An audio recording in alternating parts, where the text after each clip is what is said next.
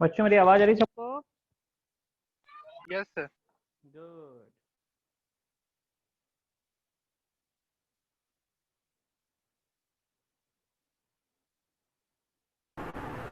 Good evening sir. Good evening बच्चे लोग, good evening. Good evening good sir. Evening सभी बच्चों, गुड इवनिंग। कल सेट कर लें दो थोड़ा सा बस। आप सेट। हाँ,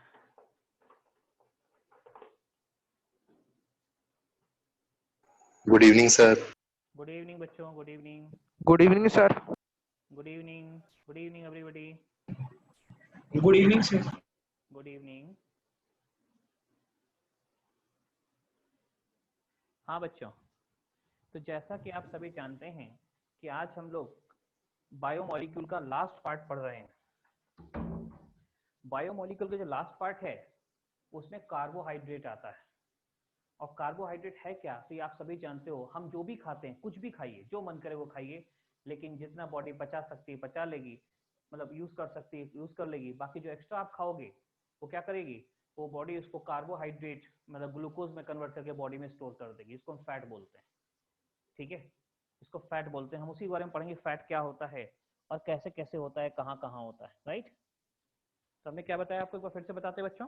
हमने आपको बताया कि आप जो भी खाते हो बॉडी इसको क्या करती है, कार्बोहाइड्रेट में तोड़ करके स्टोर कर लेती है। ठीक है, उसमें से कुछ खर्च कर लेती है, बाकी रख लेती है। किसके लिए? इमरजेंसी के लिए। समझे? जो भी एक्स्ट्रा आप खा रहे हो वो आप बॉडी स्टोर करी इमरजेंसी के लिए। बॉडी के लिए इमरजेंसी क्या है? जैसे नहीं आप लोग कभी फास्ट रख लेते हो, अरे आज हम फास्ट रखेंगे, तो आप जब फास्ट रख लेते हो एक्चुअली उस समय क्या है, वो बॉडी के लिए इमरजेंसी है। बॉडी में इमरजेंसी लग गई, उसमें कुछ खाना नहीं मिलेगा, तो बॉडी क्या करेगी, जो पहले से स्टोर फूड है, जो पहले से स्टोर किया हुआ चीज है, उसी को यूज कर लेगी। ठीक है, तो पहले से किस फॉर्म में स्टोर करता है, कार्बोहाइड्रेट। ठीक है, आपका फास्टिंग बॉडी के लिए इमरजेंसी, बॉडी के लिए अर्जेंट, बिल्कुल कुछ नहीं मिल रहा है, बॉडी की इमरजेंसी लग गई, वो वहां से यूज करेगी। तो आइए देखते हैं, हम इन्हीं कार्बोहाइड्रेट की बात करेंगे। कार्बोहाइड्रेट की एक पुरानी डेफिनेशन, एक नई डेफिनेशन है। पुरानी डेफिनेशन फेल हो जाती है, नई डेफिनेशन आती। तो पहले एक लाइन में पुरानी डेफिनेशन, पुरानी डेफिनेशन लिखिए लिखिए। कार्बोहाइड्रेट क्या थे? Hydrated carbon.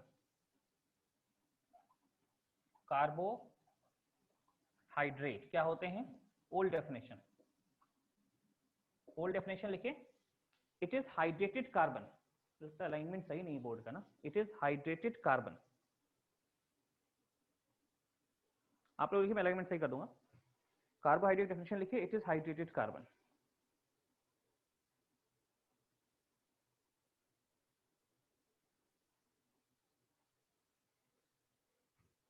हाइड्रेटेड कार्बन का मतलब हो गया ऐसा कि x number of hydrated carbon क्या होता है, ओल्ड डेफिनेशन है ये, हाइड्रेटेड कार्बन। ये बोला गया कि सी एक्स नंबर ऑफ कार्बन और वाई नंबर ऑफ वाटर ले लो, ये हाइड्रेटेड कार्बन हो गया। इसी को कार्बोहाइड्रेट बोलते हैं। अब बहुत दिनों तक हम हाइड्रेटेड कार्बन को ही कार्बोहाइड्रेट बोलते रहे, बहुत दिन तक हाइड्रेटेड कार्बन को ही कार्बोहाइड्रेट बोलते रहे। लेकिन फिर प्रॉब्लम क्या हुआ बच्चों, एक समय के बाद कई ऐसे एग्जाम्पल मिले, जैसे अगर x इक्वल टू 1 ले लो और y इक्वल टू 1 ले लो, तो क्या बन जाएगा, CxC1H2O। ठीक है, C1H2O1 है ना, इसको बोलते हैं फॉर्मल्डिहाइड। ये फॉर्मल्डिहाइड हो गया बच्चों। फॉर्मल्डिहाइड कार्बोहाइड्रेट नहीं होता है, ये it's not a carbohydrate, formaldehyde है ये, it's not carbohydrate, not a carbohydrate.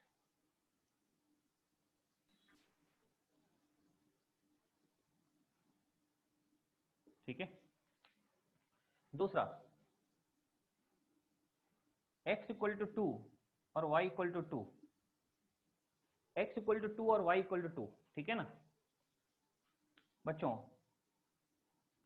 x equal to 2 और y इक्वल टू रखो तो बन जाएगा C2H2H4O2 ऐसा, C4H4O2। ये Xb2 YB2, ये हो गया एसिटिक एसिड। और हम जानते हैं एसिटिक एसिड भी हाँ, ये भी कार्बोहाइड्रेट नहीं है, एसिटिक एसिड बन गया, इट्स नॉट कार्बोहाइड्रेट।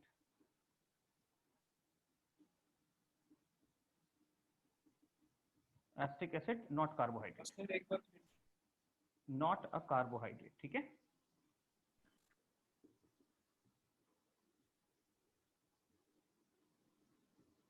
तो बच्चों ऐसे बहुत से एग्जाम्पल थे, 2 एग्जाम्पल हमने बताए। शुरू में बोला गया जो हाइड्रेटेड कार्बन होता है, कार्बन और पानी जुड़ जाते हैं तो उसी को बोलते हैं हम हाइड्रोकार्बन, सॉरी ये कार्बोहाइड्रेट। हाइड्रेटेड कार्बन को ही कार्बोहाइड्रेट बोलते हैं, लेकिन ये डेफिनेशन गलत कब होगी? जब x = 1 y = 1 हुआ तब भी गलत हो गई, x = 2 y = 2 हो गया तब भी गलत हो गई। तो कहा गया इसका मतलब ये डेफिनेशन गलत हो गई, ओल्ड डेफिनेशन थी गलत हो गई। तो नई डेफिनेशन क्या आई? नई डेफिनेशन आई किसके बेसिस पे? फंक्शनल ग्रुप के बेसिस पे। कहते हैं एक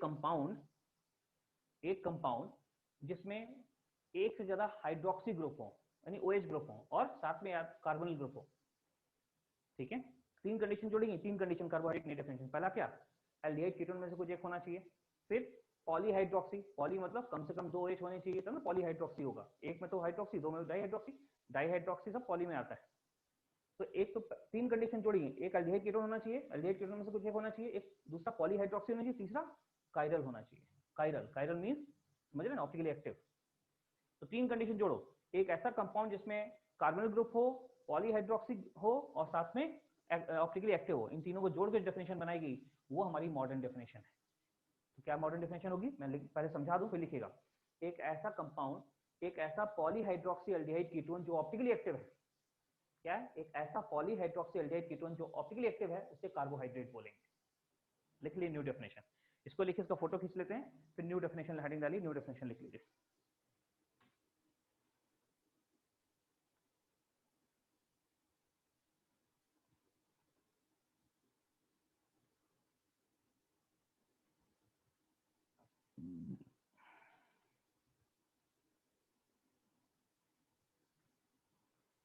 एक मिनट, बैच ए और टी बैच है ना, एक मिनट बच्चों।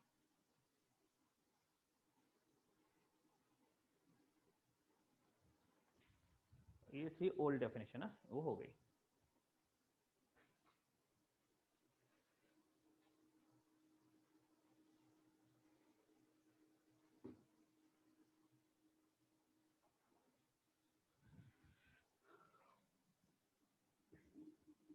इसके बाद देखिए न्यू डेफिनेशन। देखिए बच्चों न्यू डेफिनेशन या मॉडर्न डेफिनेशन, मॉडर्न डेफिनेशन लिखिए। न्यू डेफिनेशन या मॉडर्न डेफिनेशन एक ही बात। अभी जो डेफिनेशन चल रही है वो क्या है? न्यू डेफिनेशन क्या है? ठीक है, तो क्या मैंने बोला है, तीनों कंडीशन जोड़ के लिखना बच्चों, तीनों कंडीशन जोड़ दो बन जाएगा। देखिए, carbohydrates are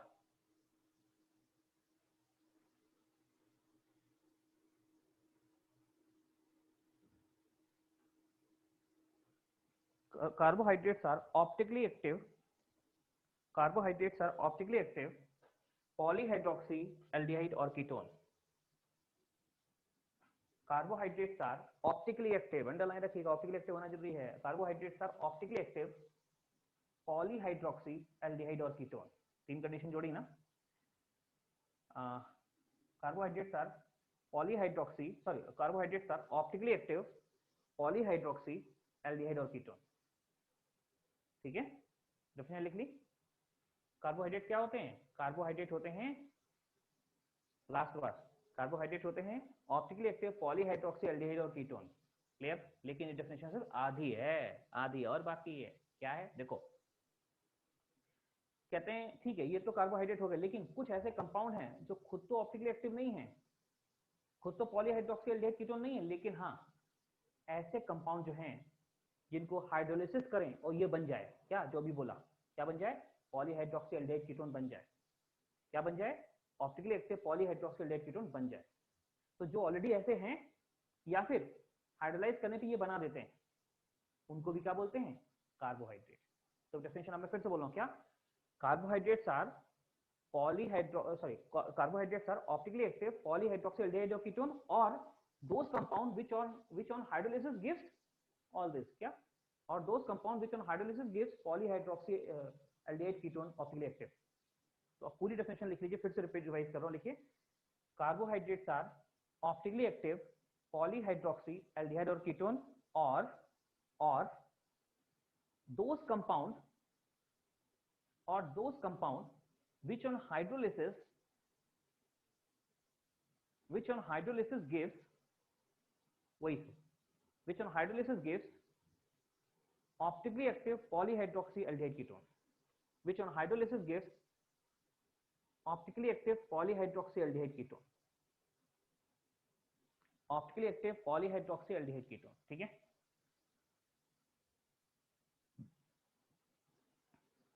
optically active polyhydroxy aldehyde ketone. ठीक है बच्चों,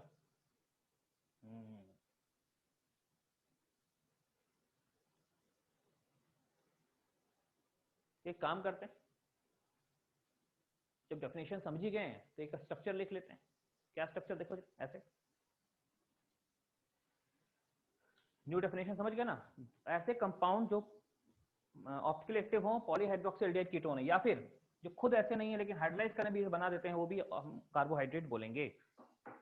ना बच्चों लिखिए, सबसे छोटा हम एक एल्डिहाइड लिख रहे हैं, ये छोड़ो, पहले लिखिए हेडिंग डालिए, क्लासिफिकेशन ऑफ, हेडिंग डालिए बच्चों कि कार्बोहाइड्रेट जो होते हैं क्या होते हैं, फिर देख लीजिए, optically active polyhydroxy aldehyde ketone होते हैं या उनको बनाने वाले होते हैं, या तो वो खुद होते हैं या उनको बनाने वाले होते हैं हाइड्रोलिसिस के बाद। ठीक है, चलिए now write down classification of carbohydrate, classification of carbohydrate. अब इनका क्लासिफिकेशन कई तरीके से होता है बच्चों, कार्बोहाइड्रेट क्लासिफिकेशन कई तरीके से होता है। कौन कौन से तरीके हैं ये जानते हैं?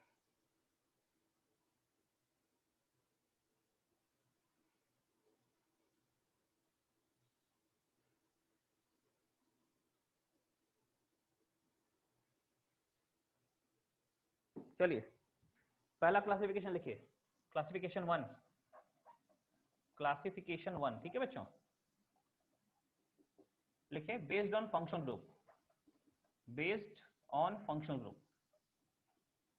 मैं 4 या 5 तरह की क्लासिफिकेशन बताऊंगा। बेस्ड ऑन फंक्शनल ग्रुप क्या होते हैं, देखो ये दो ही टाइप के होते हैं, या तो एल्डोज, एल्डोज या कीटोज, एल्डोज कीटोज। नाम से क्लियर हो गया होगा, एल्डोज ऐसे कार्बोहाइड्रेट होते हैं जिनमें फंक्शनल ग्रुप क्या होता है, एल्डिहाइड, और कीटोज ऐसे कार्बोहाइड्रेट होते हैं जिनमें कीटोन फंक्शनल ग्रुप होता है। अपने आप ब्रैकेट में लिख लीजिए, एल्डोज मतलब aldehyde as functional group, aldehyde as functional group, और यहाँ पे ketone as functional group. Example सबके आएंगे अभी, जैसे ग्लूकोज क्या है, ग्लूकोज है एल्डोज, लेकिन फ्रक्टोज कीटोज। स्ट्रक्चर पे आएंगे, अभी नाम लेना ठीक नहीं है, स्ट्रक्चर पे आएंगे। इसका एग्जांपल लिख सकते हो ग्लूकोज, इसका एग्जांपल लिख लो फ्रक्टोज, लिख लो अच्छा रहेगा। Example glucose, example fructose.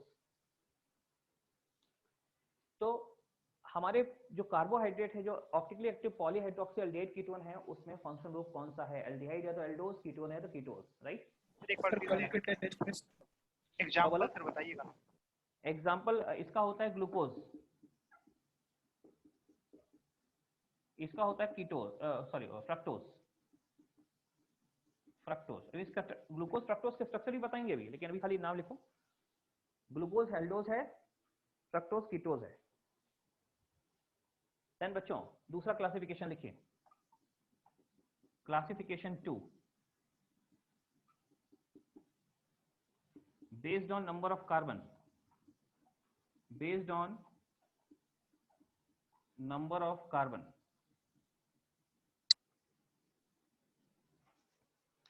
Based on number of carbon. ठीक है,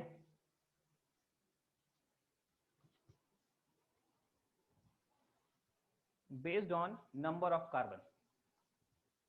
देखो बच्चों, अब हमारे जो optically active polyhydroxy aldehyde ketone जो है ना, उसमें कितने कार्बन है, जनरली 3 कार्बन से शुरू होता है, और जितने कार्बन हिसाब से नाम देते हैं, 3 कार्बन के लिए ट्राइओज, ट्राइओज, 4 कार्बन में टेट्रोज, 5 कार्बन में पेंटोज, 6 कार्बन हेक्सोज, हेप्टोज, नैनोज, ऐसे नाम देते हैं। ठीक है, तो based on number of carbon, based on number of carbon क्या नाम देते हैं, ऐसे नाम देते हैं, देख लो, ये तो लिख लो।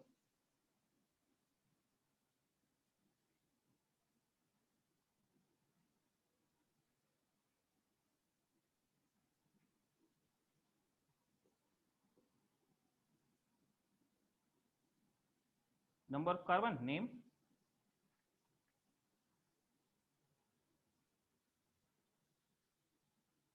देखें 3 कार्बन से शुरू होगा, 3 triose, TRI triose, 4 carbon tetrose,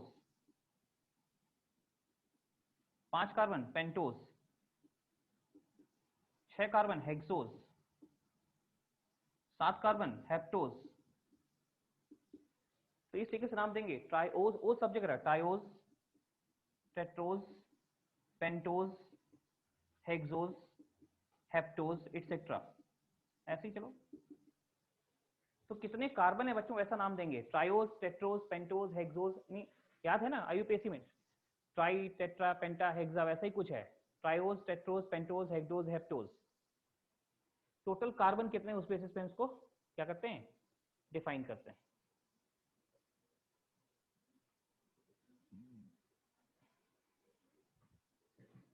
then तीसरा होता है,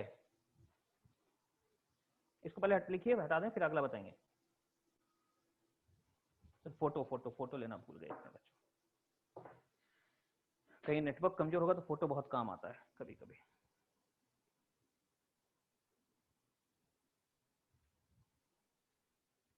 कल तो बच्चों वीकली टेस्ट है, लेकिन अगले संडे को फेज 1 का जो है ना RITS है। फेज 1 को अच्छे से तैयार करिए, फेज 1 को रिवाइज करिए। RITS और ARTS का शेड्यूल आपको एडवांस में दे दिया गया है, ठीक है, सबको पता है। कल के टेस्ट में सर ये बायोमोलिक्यूल आएगा? नहीं, कल का टेस्ट बायोमोलिक्यूल कहाँ मेंशन है, सिलेबस दिया हुआ है ना कल के टेस्ट का। कल के टेस्ट का जो सिलेबस दिया है ना नोटिस में, वही आ रहा है वहीं तक, ठीक है। मतलब मैं ही बोला था, ठीक है, वीकली जो हम पढ़ रहे हैं उसका टेस्ट तो मंडे करिए, लेकिन बीच बीच में हम पुराना रिवाइज करने के लिए 11th का RITS लगे हुए हैं, और साथ में एग्जाम में जो प्रैक्टिस आता है उनके लिए ARTS। सर हाँ बोलिए। सर ये ऑर्गेनिक जब पूरा खत्म हो जाएगा ना, मतलब जब फिजिकल स्टार्ट करेंगे तो सर सिर्फ ऑर्गेनिक का, होल ऑर्गेनिक का टेस्ट लगा दीजिएगा ना 2-3 सर। बेटा वो हम टेस्ट अपने हम लगा देंगे टेस्ट, मतलब वो इसकी तरफ से नहीं, पाठशाला की तरफ से नहीं, हम खाली आपके ऑर्गेनिक, फुल ऑर्गेनिक का टेस्ट आपके बैच में लगा देंगे, ठीक है ना। Yes sir. क्योंकि पूरे बैच में तो वीकली टेस्ट जो लगेगा वो शेड्यूल चलता रहेगा, ठीक है, जैसा चल रहा है उसको डिस्टर्ब नहीं करेंगे। आप लोग जैसे बताएंगे सर हमको ऑर्गेनिक का टेस्ट देना है, इस चैप्टर का टेस्ट देना है, जैसे टेस्ट देना है वो सब आपको हम देंगे ऑप्शन, ठीक है ना। जैसे अभी आप टेस्ट देते हो ना, टेस्ट राहुल जी लोड करते हैं, ऐसे ही उसी तरीके से हम एक सिंगल सब्जेक्ट का क्विज लोड कर सकते हैं आपके ऐप में। क्विज मतलब क्वेश्चन आ गए, सारी केमिस्ट्री के क्वेश्चन हैं, उसी को आपने क्विज के फॉर्म में दे दिया। देखा होगा आपने क्विज का ऑप्शन होता है, माई क्विज करके ऑप्शन आता है, बट अभी कोई क्विज हुआ नहीं इसलिए मैं कुछ दिख नहीं रहा, ठीक है। Yes sir. उस क्विज में केवल सिंगल सब्जेक्ट होता है, हम अपना चाहें जैसा टेस्ट, जैसा वो 3 सब्जेक्ट का टेस्ट होता है वैसा यहाँ पे सिंगल सब्जेक्ट का टेस्ट होता है, ठीक है, क्विज में। Yes sir. चलिए हमको तो हम कभी भी लोड कर देंगे जब आप बताएंगे, हमें को लोड करना है। बच्चों फोटो लिया था ना, हाँ फोटो लिया था ना, बोला था ना फोटो ले रहे हैं, देख लें एक बार मिट गया दोबारा फोटो थोड़ी आएगा। हाँ हो गया फोटो हो गया। चलिए तीसरा लिखिए, क्लासिफिकेशन 3। बच्चों अब जो भी है कार्बोहाइड्रेट है, वॉट एवर इट बी, ये सब के सब खाली ऐसे ही है, इससे क्वेश्चन जरूर आता है, ध्यान रखना। कार्बोहाइड्रेट से क्वेश्चन जरूर आएगा, सबसे आसान है, बस क्वेश्चन जरूर आएगा कार्बोहाइड्रेट से, और वही आएगा जैसा मैंने आपको पढ़ाया था अमीन में, या भी कार्बोहाइड्रेट यहाँ पढ़ा रहा हूँ। कार्बोहाइड्रेट दो चैप्टर आते हैं, या तो अमीनो एसिड से आता है या फिर कार्बोहाइड्रेट, इन दो से ज्यादा आता है। न्यूक्लिक एसिड से नहीं आता, बहुत कम। न्यूक्लिक एसिड जनरली उसमें आता है, क्या बोलते हैं, बायोलॉजिकल एस्पेक्ट होता है, हाँ बोर्ड में आता है, और बायोलॉजी में ज्यादा आता है। यस सर, नीट वाला एग्जाम में आएगा। हाँ आज होगा, आज नीट हो रहा है या हो चुका होगा शायद, कल भी है शायद, नहीं 2 दिन था। सर आज ही एक ही दिन होता है। आज ही सर एक ही दिन था, नहीं इस हो बार 2 गया दिन था, इस बार 2 दिन था, सैटरडे संडे 2 दिन हमने सुना है, ठीक है। चलो देखते हैं हम क्या लिख रहे हैं बच्चों, आगे देखिए। बेस तीसरा क्लासिफिकेशन, थर्ड है classification 3। Classification 3 based on hydrolysis reaction. Hydrolysis समझते हैं, देखो एक तो आपने जाओगे ना एस्टर की हाइड्रोलिसिस, RCOOCH3 एस्टर है। हाइड्रोलिसिस मतलब पानी से रिएक्शन कराने पे बॉन्ड तोड़ना, H2O, तो ऐसा हो जाएगा OH इधर और H इधर, ये हाइड्रोलिसिस ऐसे होता है। पानी अटैक करके अगर बॉन्ड को तोड़ दे तो हाइड्रोलिसिस बोलते हैं। यहाँ क्या बन जाएगा सर, ये बनाएगा एसिड इधर से, और इधर से क्या बन जाएगा, अल्कोहल, ये तो हम जानते हैं। हाइड्रोलिसिस मींस पानी में डालो, पानी से रिएक्शन करके वो कई पार्ट में टूट जाता है, जैसे ये 2 पार्ट में टूट रहा है, एक एसिड एक अल्कोहल, है ना। ये तो एस्टर था इसलिए एसिड अल्कोहल में टूट रहा है। जिस एग्जांपल दिया ये एस्टर था, ये हम पढ़ चुके हैं, एस्टर था, ये एसिड और अल्कोहल में टूट रहा है। और हाइड्रोलिसिस में क्या होता है, बॉन्ड टूटता है और कई सारे छोटे छोटे प्रोडक्ट बनते हैं। बॉन्ड टूटता है और कई सारे छोटे छोटे प्रोडक्ट बनते हैं, राइट।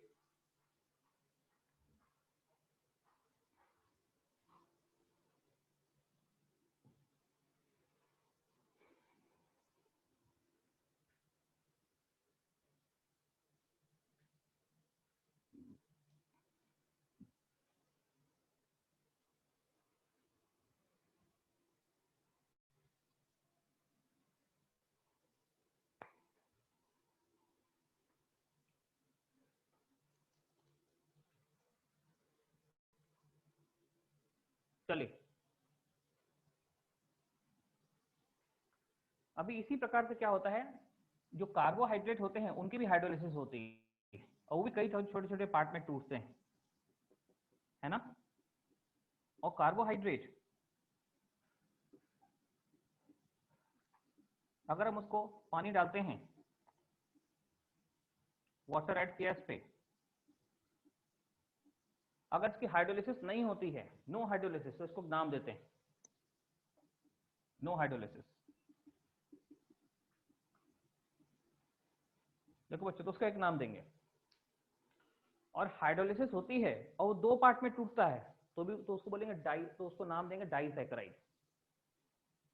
हाइड्रोलिसिस हो रही है और दो, अच्छा हाइड्रोलिसिस नहीं होती है तो क्या बोलते हैं बच्चों इसको, हाइड्रोलिसिस नहीं होती उसको बोलते हैं मोनोसैकेराइड। Mono, SACCHARID, monosaccharide.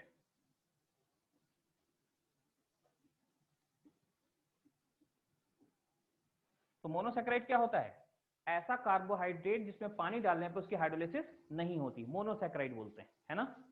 दूसरा क्या होता है बच्चों, अगर जैसे ये दो पार्ट में टूटा, वैसे ही कार्बोहाइड्रेट पानी डालने में दो पार्ट में टूटता है, दो मोनोसैकेराइड बनते हैं, है ना। ये गिब्स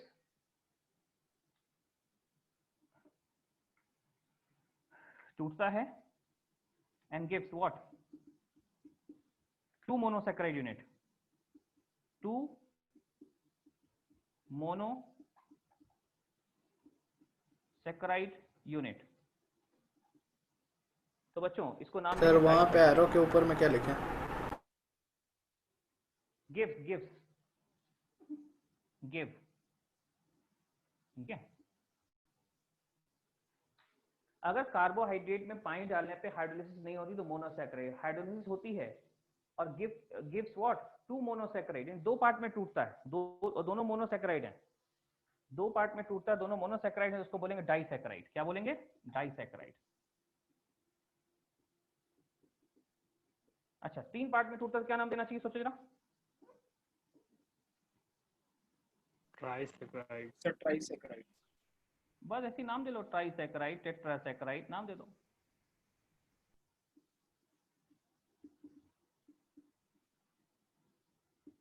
गिव्स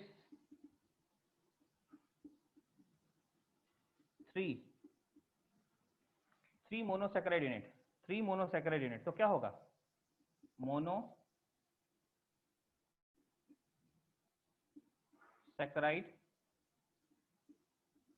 यूनिट। इसको नाम देंगे ट्राइसैकेराइड, ट्राइसैकेराइड, ठीक है। इसी प्रकार बच्चों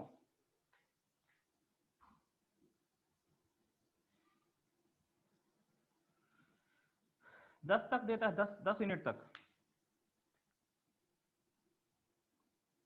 10 डैश डैश डैश करके गिव्स,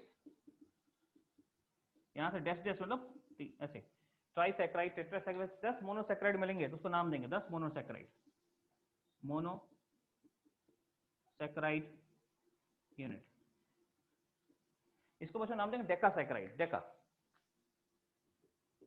DECA, डेकासैकेराइड, है ना। और अगर 10 से ज्यादा देता तो बोलते हैं पॉलीसैकेराइड। आखिरी में देखिए, gives more than 10, gives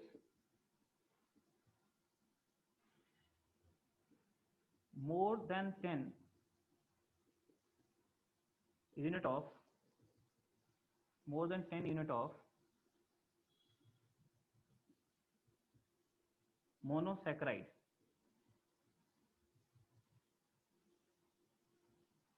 gives more than 10 unit of monosaccharide, तो बोलते हैं इसको पॉलीसैकेराइड, POLY पॉली, और सैकराइड तो जानते हैं SACCHARID,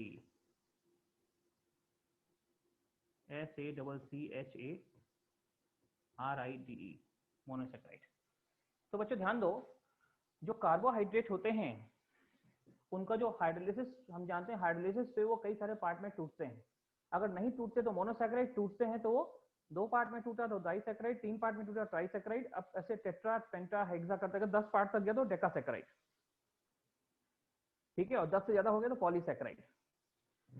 10 से ज्यादा पार्ट में टूटा क्या नाम देंगे? पॉलीसैकराइड। देख रहे हो सबको ये?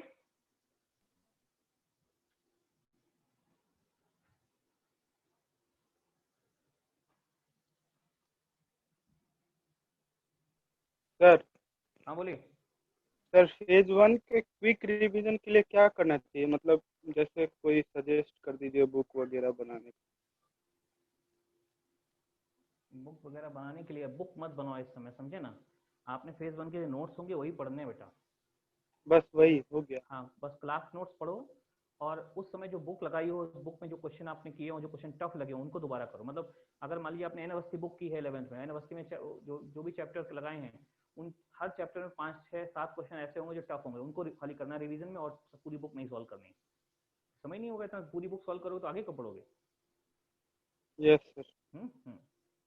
चलो उस पर हम लोग रिवीजन पे भी आगे बात करेंगे, अभी फिलहाल इसको आगे बढ़ाते हैं। इसमें एक चीज और बच्चों देखो लो, ये तो मोनोसैकराइड हो गया, ये मोनोसैकराइड, ये तो ठीक है पहला वाला।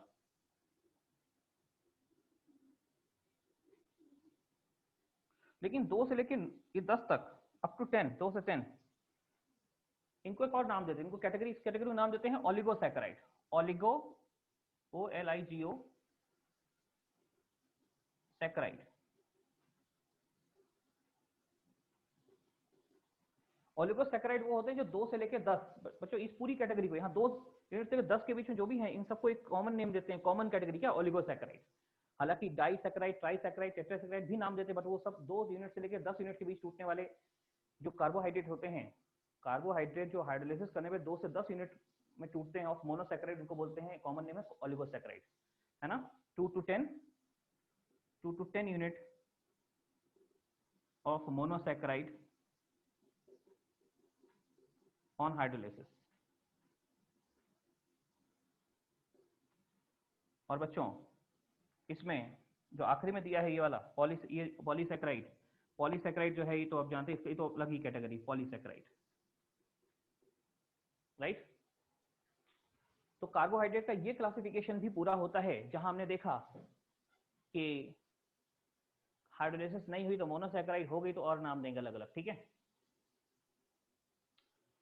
इसमें मोनोसैकराइड में कुछ एग्जांपल लिख लें, या तो अलग पेज पे लिख लें, यहीं जगह हो तो यहाँ यहीं पे लिख लें आप, है ना? सबके एग्जांपल कुछ कुछ लिख लें तो अच्छा रहेगा बच्चों।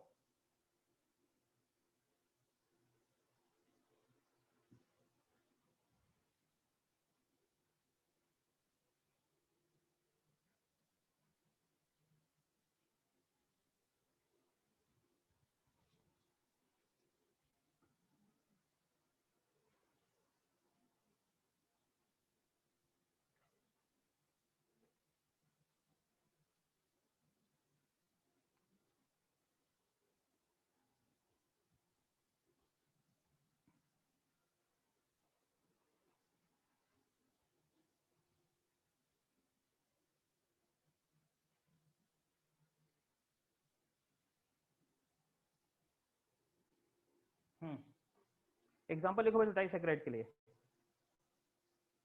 मोनोसैकराइड के एग्जांपल लिखिए, glucose, fructose, mannose.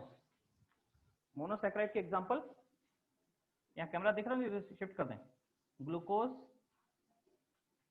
Fructose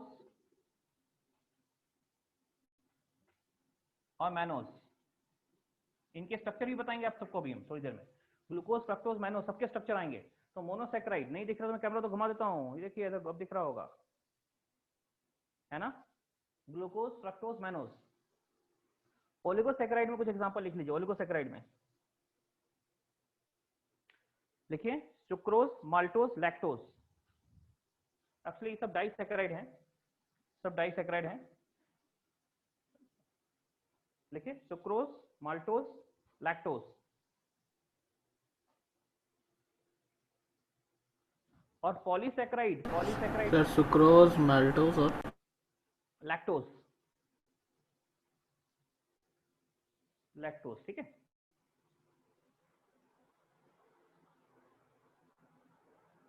glucose, fructose, mannose इधर आ गया, और लास्ट यहाँ क्या आ गया, आपने लिखा sucrose, lactose, mannose, sorry lactose, sorry sucrose और माल्टोज। माल्टोज और लैक्टोज। ठीक है, हाँ।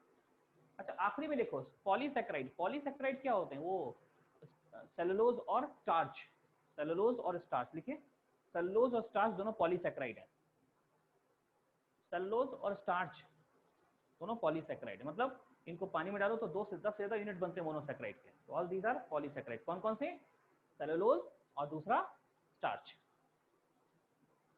इसका फोटो लेता हूं मैं, ये पूरी चीज, एग्जांपल तो पूरे नहीं लिखे इसमें हमने, बट हाँ ऑलमोस्ट सब चीज दिख रही है कि किस कैटेगरी से हमको डिवाइड करेंगे।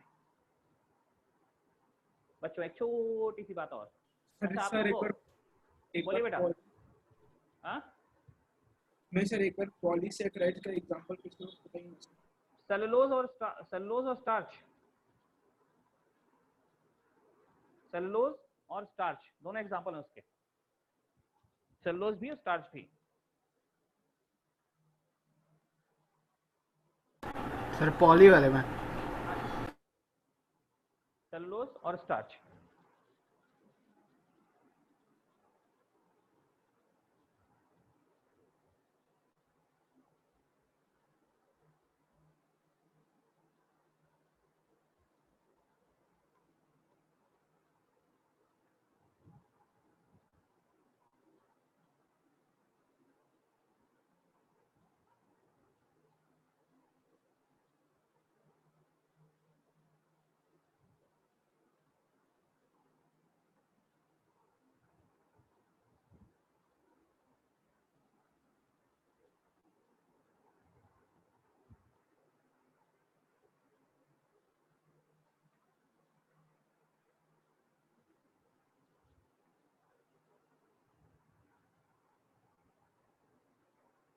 हो गया।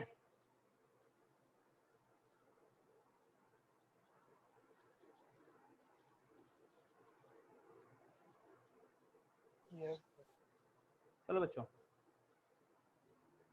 इसके बाद हटाते हैं इसको, आखिरी क्लासिफिकेशन लिखते हैं चौथा, based on taste. Classification 4, camera इधर वापस घुमा देते हैं पूरा बोर्ड देखने के लिए।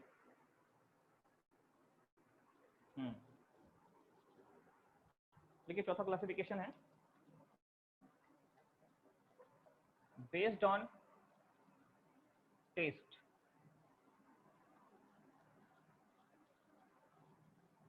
बेस्ड ऑन टेस्ट होते हैं बच्चों दो, कौन कौन से, मीठा या मतलब मीठा होगा या मीठा नहीं होगा, है ना। शुगर तो मीठे वाले को बोलते हैं शुगर, या तो शुगर कार्बोहाइड्रेट की 2 category, sugar non sugar. Sugar मतलब जो मीठा हो, शुगर जैसा। तो ये 2 कैटेगरी होती हैं, शुगर और नॉन शुगर। लिखाने की जरूरत नहीं है, sugar and non sugar.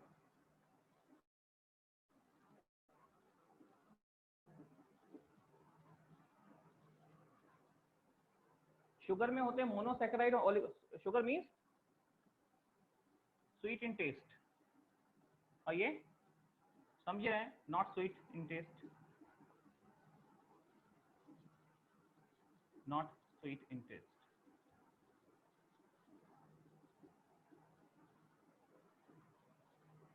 Sweet in taste and not sweet in taste, right. मीठे हैं और मीठे नहीं हैं।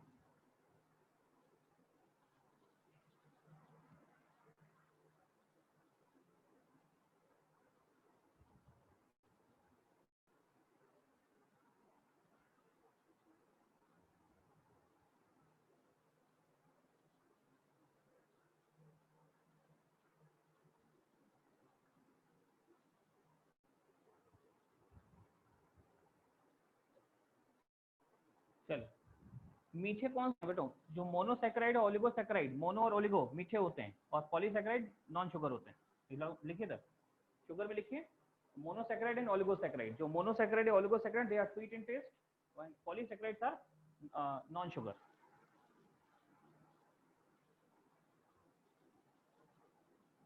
क्या एग्जांपल लिख रहे हैं यहाँ पे बच्चों? लिखना एग्जांपल, यहाँ एग्जांपल लिखना है आपको, monosaccharide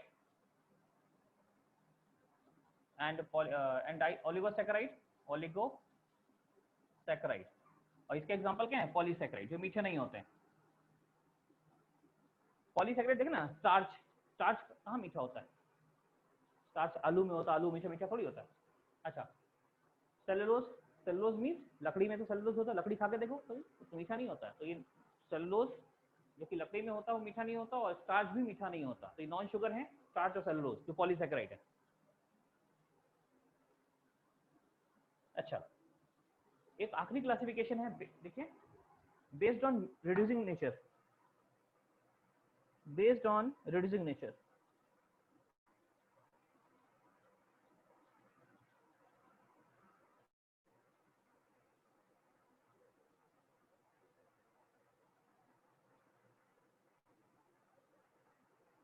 based on reducing nature, जो पांचवा है, बेस्ड ऑन रिड्यूसिंग नेचर। अच्छा, अगर जो पूछे सबसे छोटा, सबसे ज्यादा मीठा कौन है जो टेस्ट के हिसाब से, जो हम सब डिस्कस किया, तो फ्रक्टोज होता है। फ्रक्टोज सबसे मीठा होता है। फ्रक्टोज जो होता है सबसे मीठा कार्बोहाइड्रेट है, फ्रक्टोज। तो पूछे सबसे मीठा कार्बोहाइड्रेट, फ्रक्टोज जरूर लिखिएगा, फ्रक्टोज सबसे मीठा होता है। Okay, then based on reducing nature. Reducing nature मतलब होता है, दो टाइप की शुगर होती है, reducing sugar, non reducing sugar. Reducing sugar and non reducing sugar. Reducing and non reducing लिखिए, बेस्ड ऑन रिड्यूसिंग नेचर। जो रिड्यूसिंग नेचर वाले लोग क्या करते हैं बच्चों, जो रिड्यूसिंग होते हैं वो क्या करते हैं, वो टॉलरेंस रीजन को क्या करते हैं, टॉलरेंस रीजन में आयरन को, वो सिल्वर को रिड्यूस करते हैं, नहीं, टॉलरेंस रीजन को रिड्यूस करते हैं, फेलिंग सोल्यूशन को रिड्यूस करते हैं, बैंडिक सोल्यूशन को रिड्यूस करते हैं। रिड्यूसिंग शुगर वो होते हैं जो किसी को रिड्यूस करें, यानी खुद ऑक्सीडाइज हो गए। ठीक है, तो लिखिएगा, रिड्यूसिंग शुगर में लिखें, रिड्यूसिंग में reduces Tollens agent, Benedict solution, Fehling solution, है ना। और नॉन रिड्यूसिंग में क्या होंगे, जो इनको रिड्यूस ना करें, यहाँ लिखिए, नॉन रिड्यूसिंग में do not reduce all these. Reducing sugar क्या होता है, reduces Tollens agent, Benedict solution and Fehling solution. और नॉन रिड्यूसिंग जो इनको रिड्यूस ना करें।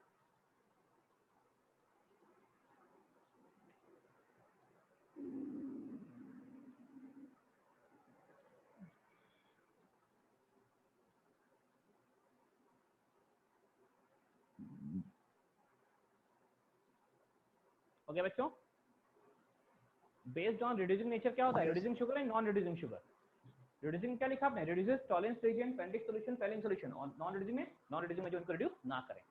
कैसे पता करोगे रिड्यूस करेंगे नहीं करेंगे बच्चों, ये हम पॉलीहाइड्रोक्सी एल्डिहाइड की बात कर रहे हैं ना, यानी पॉलीहाइड्रोक्सी एल्डिहाइड एक कीटोन है, तो इनमें ये रिड्यूस करेंगे नहीं करेंगे, इनको पहचानने का बहुत आसान तरीका है। क्या, उसमें hemi acetal group, hemi acetal group पहचानना सबको आता है ना। हेमी एसिटल ग्रुप कैसे पहचानते हैं, ऐसे, एक कार्बन है, यहाँ पे R है, यहाँ पे H है, तो ये तो पहले एल्डिहाइड था, लेकिन हेमी एसिटल क्या हो गया, हेमी एसिटल एक पानी, एक में H और एक, हाँ, यहाँ पे OH, यहाँ पे OR कर दो, इसको हेमी एसिटल बोलते हैं। अगर ये हेमी एसिटल होगा, अगर ये ग्रुप देखेगा, ये कार्बन OH OR जोड़ा, साथ में एक साइड H है, इसको हेमी एसिटल बोलेंगे।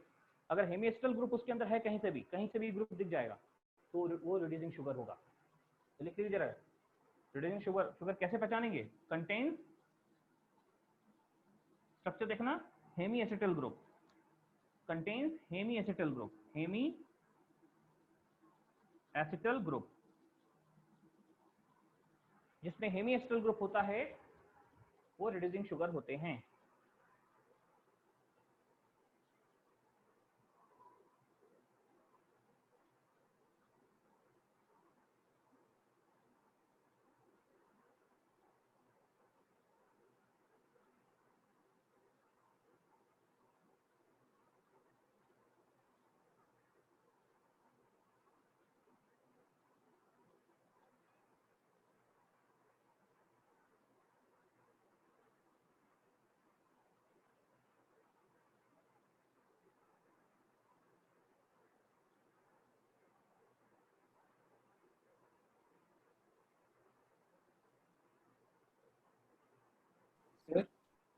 बोलिए बेटा क्या बोल रहे हैं? नहीं सर, हमको लगा आपका, हाँ हमको लगा आपका, बेटा आपकी आवाज नहीं, फिर से बोलो। सर हमको लगा कि सर आपका वीडियो बहुत कोई दूसरा बालक बोलो, इनकी आवाज आ नहीं रही मेरे पास। सर उसको लगा जो आपका कुछ म्यूट हो गया या फिर ब्लॉक, वीडियो पॉज हो गया सर, उसको लगा आपका। मेरा वीडियो पॉज नहीं, हम सामने है ही नहीं। आप फिर आ रहे हैं, देखो बैठ जाते हैं पीछे यार, तुम लोग बोर्ड देखो आराम से इसलिए। हाँ तो समझ गए, इतने सारे हमने आपको क्लासिफिकेशन बताए, based on taste, based on reducing nature, based on functional group, based on number of carbon, based on hydrolysis product, है ना। सब तरीका याद रखिएगा, सारे क्लासिफिकेशन याद रखने हैं आपको, राइट। ओके अब देखो बच्चों, अब आगे बढ़ें उससे पहले जान लेते हैं कार्बोहाइड्रेट का कोई एग्जांपल, कुछ नाम जान लेते हैं, है ना। तो आइए एक नाम लिखते हैं हम लोग। सबसे छोटा कार्बोहाइड्रेट, हम जानते हैं कार्बोहाइड्रेट क्या होता है, एल्डिहाइड भी हो सकता है, कीटोन भी हो सकता है। तो पहले हम एल्डिहाइड से लेते हैं एग्जांपल, एल्डिहाइड से एग्जांपल लेंगे। सबसे छोटा एल्डिहाइड जो कार्बोहाइड्रेट होगा वो क्या होगा, देखते हैं।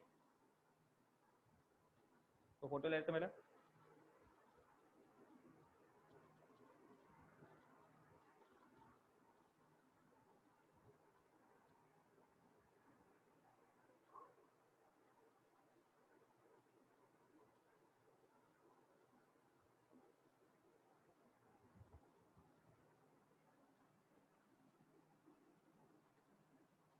सर बोलिए। सर ये कंटेन्स हेमी एसिटाइल ग्रुप के बाद क्या बोले थे, मतलब कुछ और उसके बाद बताएं क्या? कुछ नहीं बताइए, बताएंगे एग्जांपल जिसमें हेमिस्टल ग्रुप होगा वो रिड्यूसिंग शुगर होगा, उसमें हेमिस्टल नहीं होगा वो नॉन रिड्यूसिंग होगा, ठीक है। यस सर, सो डिस्कनेक्ट हो गया था इसलिए। चलो बेटा, डिस्कनेक्ट जब हो जाए तो कितने बजे हो रहे हैं नोट कर लिया करिए, बाद में जो रिकॉर्डिंग भेजे तो उस समय से वो 5-7 मिनट का ही देख लीजिएगा, कभी भूल जाए तो, कभी कुछ अर्जेंट हुआ हो। अभी कुछ अर्जेंट तो कुछ ऐसा हुआ नहीं इंपॉर्टेंट, ठीक है। Yes sir. देखो बच्चों एक और चीज, वो ये चीज है कि आप सबसे एग्जांपल लिखिए, एग्जांपल एल्डोज, एल्डोज फैमिली। सबसे छोटा एल्डोज हम लिख रहे हैं, देखो ये जो ग्लिसरॉल होता है CH2OH, CHOH और ये CH2OH, ध्यान दो, तो ये तो ग्लिसरॉल है। ग्लिसरॉल, ग्लिसरॉल तो पॉलीहाइड्रोक्सी तो है नहीं, 3 OH ग्रुप है, लेकिन इसमें एल्डिहाइड कीटोन नहीं है। तो एक काम करो, ये ग्लिसरॉल है, ग्लिसरॉल ग्लिसरीन पढ़ा ना हमने, हाँ, जिससे वो बनता है TNG, ट्राई नाइट्रोग्लिसरॉल, डायनामाइट, यही ग्लिसरॉल इसी से बनता था वो। Yes sir. अब क्या करो, इसमें एक ग्रुप को ना एल्डिहाइड में कन्वर्ट कर दो, यहाँ पे CHO, ये देखो एक हमने किया, ये बन गया ग्लिसरल डिहाइड, ग्लिसरॉल से बन गया ग्लिसरल डिहाइड बच्चों, ग्लिसरल डिहाइड। देखो जरा, क्या ये पॉलीहाइड्रोक्सी है? हाँ, दो OH ग्रुप है, दो H हो गया, नहीं पॉलीहाइड्रोक्सी हो गया, एल्डिहाइड है, बिल्कुल पॉलीहाइड्रोक्सी एल्डिहाइड है, लेकिन क्या ऑप्टिकली एक्टिव है? हाँ, ये एटम कायरल हो गया, अभी देखो जरा, ये ऑप्टिकली एक्टिव भी है, यानी ग्लिसरल डिहाइड जो है ये पॉलीहाइड्रोक्सी एल्डिहाइड है जो कि ऑप्टिकली एक्टिव है, तो ये कार्बोहाइड्रेट फैमिली में आएगा, ये कार्बोहाइड्रेट फैमिली का पहला मेंबर होगा। इससे छोटा कार्बोहाइड्रेट संभव ही नहीं है, एल्डिहाइड फैमिली में इससे छोटा कार्बोहाइड्रेट हो ही नहीं सकता बच्चों, ठीक है। एल्डिहाइड फैमिली में से छोटा कार्बोहाइड्रेट संभव ही नहीं है। फिर क्या करते हैं, इसमें एक कार्बन बढ़ा दो, इसमें एक कार्बन बढ़ा दोगे तो इसका आपको 2 ग्रुप और मिल जाएंगे। देखिए कार्बन बढ़ाना कैसे समझो जरा, इसको ऐसे ही रखो, H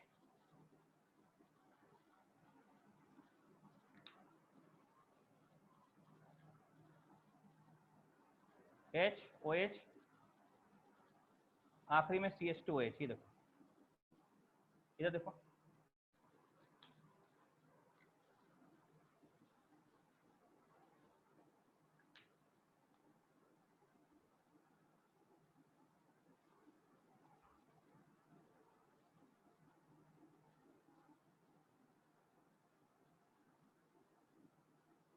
ये देखिए यहाँ एक कार्बन और बढ़ा देते हैं, ऐसा ये बढ़ गया, देख रही है। इसमें क्या होगा, OH इधर लेफ्ट में कर सकते हैं ये, और OH इधर कर सकते हैं ऐसा। तो बच्चों ध्यान रखो, ग्लिसरल डिहाइड में ब्लू वाला कार्बन और बढ़ा दिया तो ऐसा बन गया, है ना। इसी प्रकार से हम क्या करेंगे, इसमें भी कार्बन बढ़ा के इसके भी 2 कंपाउंड बनाएंगे, इसके कारण उड़ा के इसके भी 2 कंपाउंड बनाएंगे, फिर जो बनेंगे उसके भी 2 कंपाउंड बनाएंगे। ऐसे हमें ये जाना है ऐसे। तो आप पहले ग्लिसरॉल्डिहाइड बना के छोड़ दो, यहाँ पे छोड़ो, इसमें हम आगे तक जाना है। बोर्ड में जाना थोड़ा मुश्किल होगा, मैं स्क्रीन शेयर करता हूँ, वहाँ देखो जरा। सर 3 मिनट दो बच्चे। हाँ बच्चे ग्लिसरॉल्डिहाइड रख के छोड़ दो, बाकी स्क्रीन शेयर कर रहा हूँ। 1 मिनट देना बस। बहुत सारे कंपाउंड बनाएंगे, पूरा आधा घंटे से ज़्यादा इसमें चल जाएगा, आधा घंटे का 1 घंटा भी जा सकता है। रुको जरा सर तो वो बनाना है अभी की बाद में। बस 1 मिनट वेट करो ना, अभी कुछ नहीं बनाना है। सर बोलो बेटा। सर किसी का मैसेज आ रहा है समथिंग प्राइवेटली करके। 1 मिनट। कहाँ पे मैसेज आ रहा है बेटा? सर जूम पे ही। चैट में? Yes sir, can I talk to you type something. Sir he left right now. हमको तो नहीं दिख रहा बेटा कोई, देखता हूँ। रुको। सर एवरीवन में तो नहीं आया। एवरीवन में नहीं आया, वो आपको भेज दिया होगा कोई और। यस सर, प्राइवेटली आ रहा है। I have even taken screenshot. Yes sir, मुझसे भी आ रहा है कंटिन्यूअसली। क्या क्या भेज रहा बंदा? सर कुछ भी, मतलब सर स्क्रीनशॉट है, व्हाट्सएप पे आपको सेंड कर सकते हैं। अच्छा सर मुझे भी आ चुका है पहले। बेटा यहाँ तो मैंने चैट को मैं डिसेबल कर देता हूँ, ठीक है ना? कोई चैट नहीं कर पाएगा, राइट? Yes sir. हाँ, रिनेम भी नहीं कर पाए कोई, रिनेम को डिसेबल कर दिया। चलिए। यस सर, पहले आर्यन नाम से आ रहा था, फिर साहिल नाम से आ रहा था। अब नहीं कर पाएगा, अब डिसेबल हो गया। हम लोग पढ़ाई पे ध्यान देंगे। ऐसा तो जो इस टाइप के लोगों को इग्नोर करें तो ही बेटर है, अदरवाइज ये डिस्टर्ब खुद भी होते हैं और दूसरों को भी करते हैं, ठीक है? और ऐसे आप सभी लोग, बच्चे लोग, बैच के लोग ना, ऐसे लोगों को डिमोरलाइज किया करिए, ठीक है? कोई ऐसी हरकत हो नहीं बैच में। डिसिप्लिन जितना अच्छा रहेगा, पढ़ाई हम लोग उतनी अच्छी करेंगे, ठीक है? डिसिप्लिन लोगों का सब लोग प्रमोट मत करिए, इग्नोर करिए। और जैसे हमने अभी डिसेबल किया, ऐसे आपने बताया, बताइए, मैं डिसेबल कर दूंगा। चैट अभी आप लोग हमको मतलब कोई मैसेज नहीं भेज पाएंगे, हमको भी। बस 1 मिनट दो बच्चों जरा।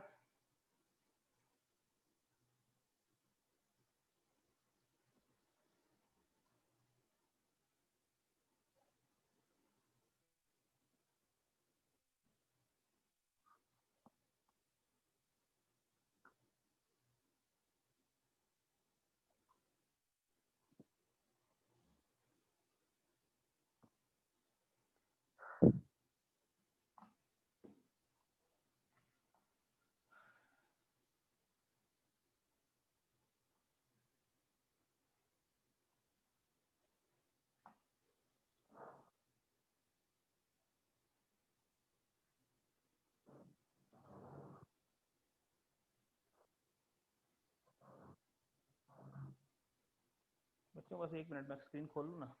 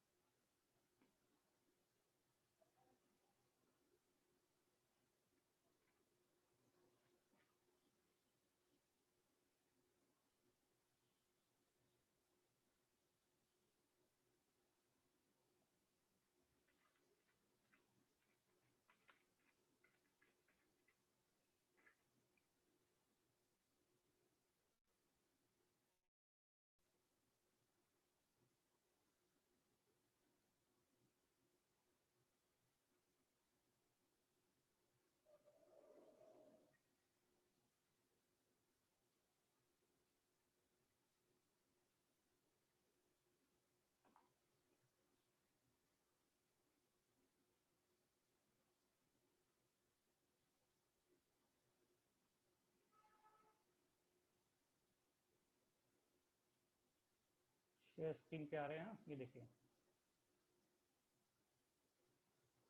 बच्चों, डी फैमिली ऑफ कार्बोहाइड्रेट, सबसे छोटा कार्बोहाइड्रेट दिख रहा होगा ना, ग्लिसरॉल्डिहाइड है ना।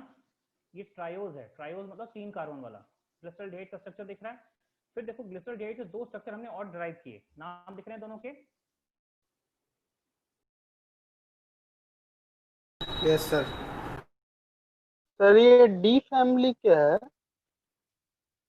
वो जो डीएल वाला था भाई। डी फैमिली है, याद करिए आपने डीएल नॉमेनक्लेचर पढ़ा था ना, डीएल नॉमेनक्लेचर अच्छा, कैपिटल वो D. Normal. Yes sir, yes sir. हाँ, इन सब में डी होगा, सबका डी, सब डी मतलब लास्ट कायरल एटम पे right OH right hand side में होगा, आखिरी कायरल एटम पे ओएच राइट में होगा, इसलिए वो डी कंपनी है, D family, sorry D company है।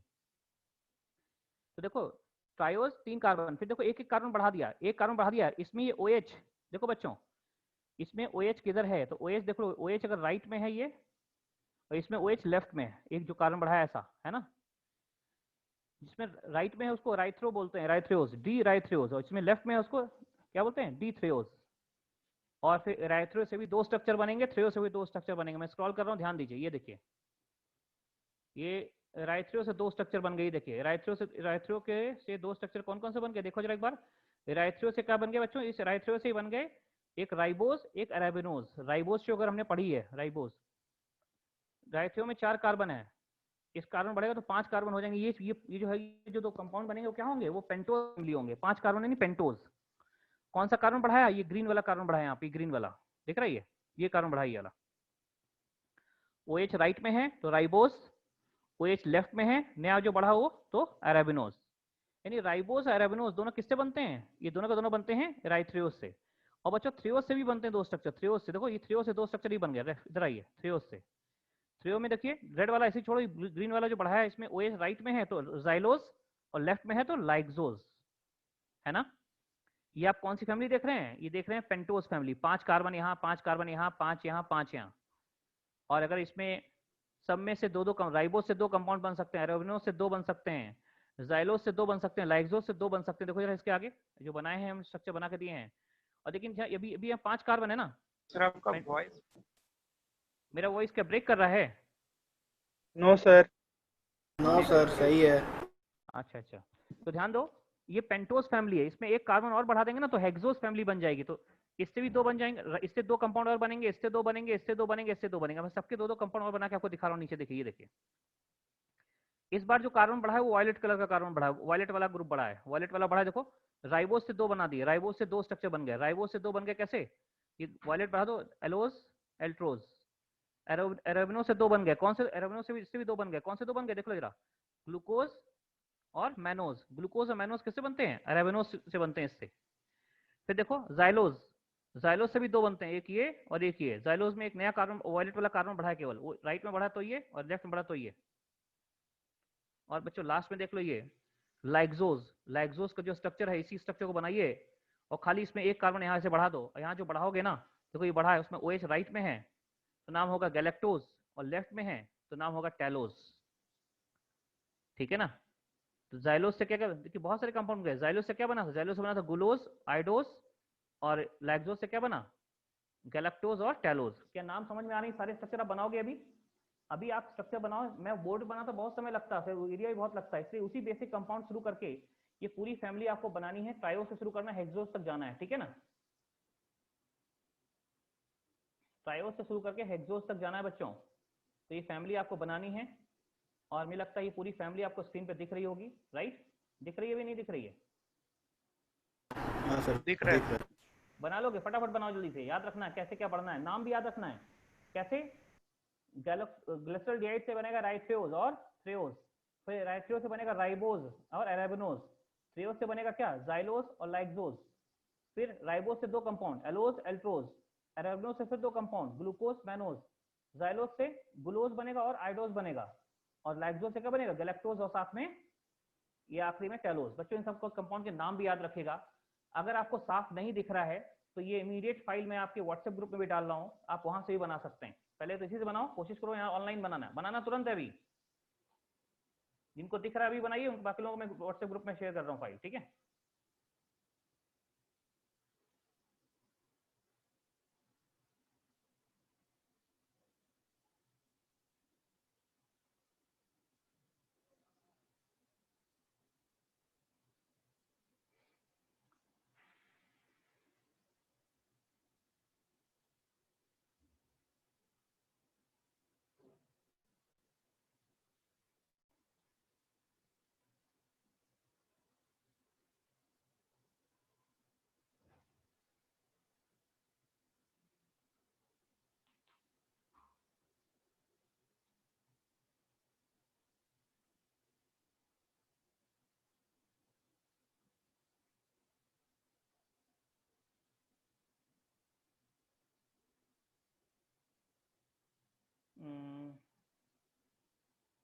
ए बैच और टी बैच, टी बैच।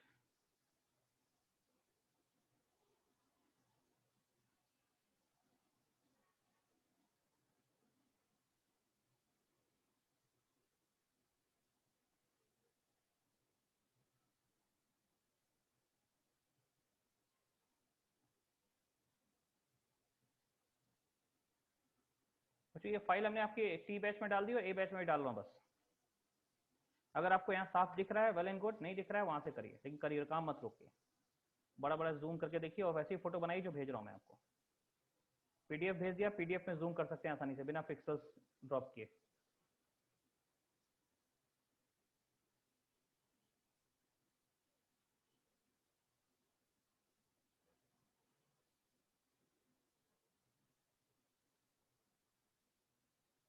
बना लीजिए, मैं 1 मिनट में आ रहा हूँ बस, ठीक है? आप बनाइए 1-2 मिनट।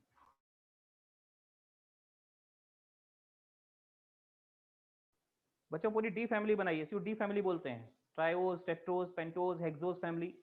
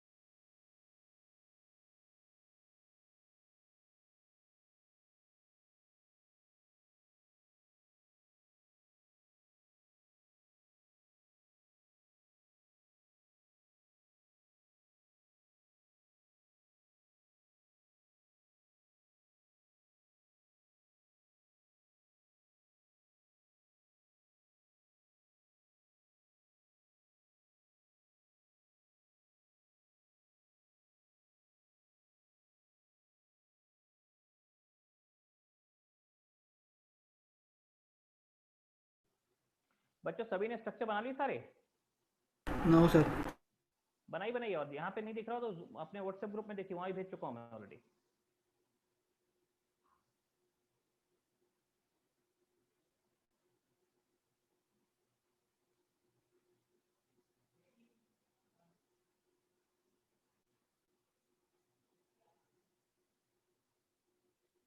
सर बोलिए। सर मतलब ये सारा स्ट्रक्चर याद होना चाहिए। हाँ, नाम तभी ना जान पाओगे, नाम क्या होगा। मान लो क्वेश्चन में ऑप्शन लिख दिया, which of the compound is, कुछ लिखा हुआ है, which of the compound will give, क्या होता है, इज रिड्यूसिंग शुगर। तो रिड्यूसिंग शुगर नाम, स्ट्रक्चर नहीं बना, नाम लिखा हुआ है, तो क्या करोगे? नाम लिख दिया अल्ट्रोज, अब अल्ट्रोज का स्ट्रक्चर नहीं पता, कैसे करो काम? तो याद करने के लिए इसलिए बताया, ग्लिसरॉल्डिहाइड याद करो, ग्लिसरॉल यहाँ से याद करना शुरू करो, इसको याद करो। तो इसमें धीरे धीरे इससे ये बन सकता है, इससे ये बन सकता है, इसलिए पूरी फैमिली हमने बनाई है। पुराने मेंबर में एक कार्बन बढ़ाओ, अगला मेंबर बन रहा है, ठीक है। सर नीचे भी दिखाइएगा। नीचे सर। अरे व्हाट्सएप ग्रुप का नहीं देख रहे हो? चलो देखो नीचे। सर लाइव बनाने में ज्यादा मजा आ रहा है। अच्छा सर लाइक्सोस के नीचे दिखाइएगा। किसके नीचे? लाइक्सोस के नीचे। Lyxose, yes sir. Galactose and टैलोज।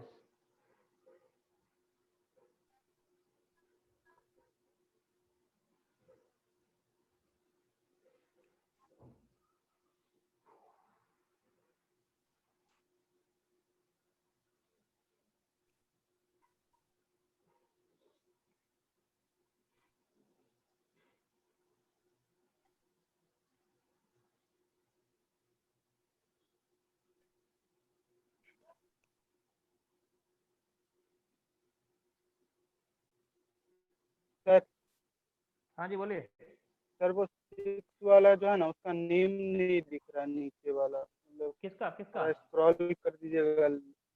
अभी दिख रहा है? सर वो डी राइबोज का जो बन रहा है सर, 2 का नहीं दिख रहा है। अभी दिख रहा है? यस सर, अब दिख रहा है।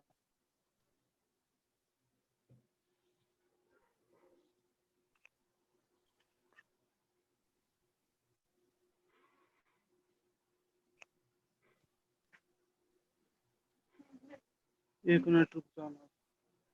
मैंने म्यूट कर दो।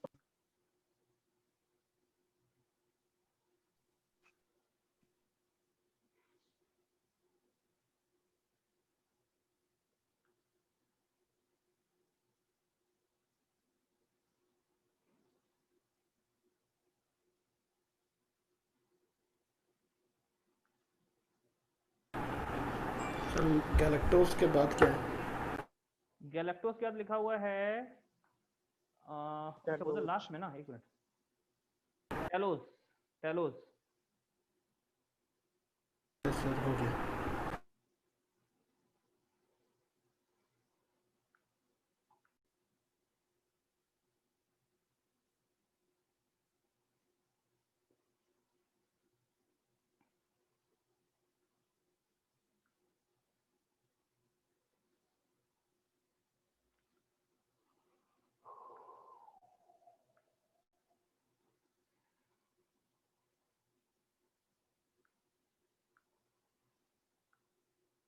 पूरी डी फैमिली बन गई बच्चों?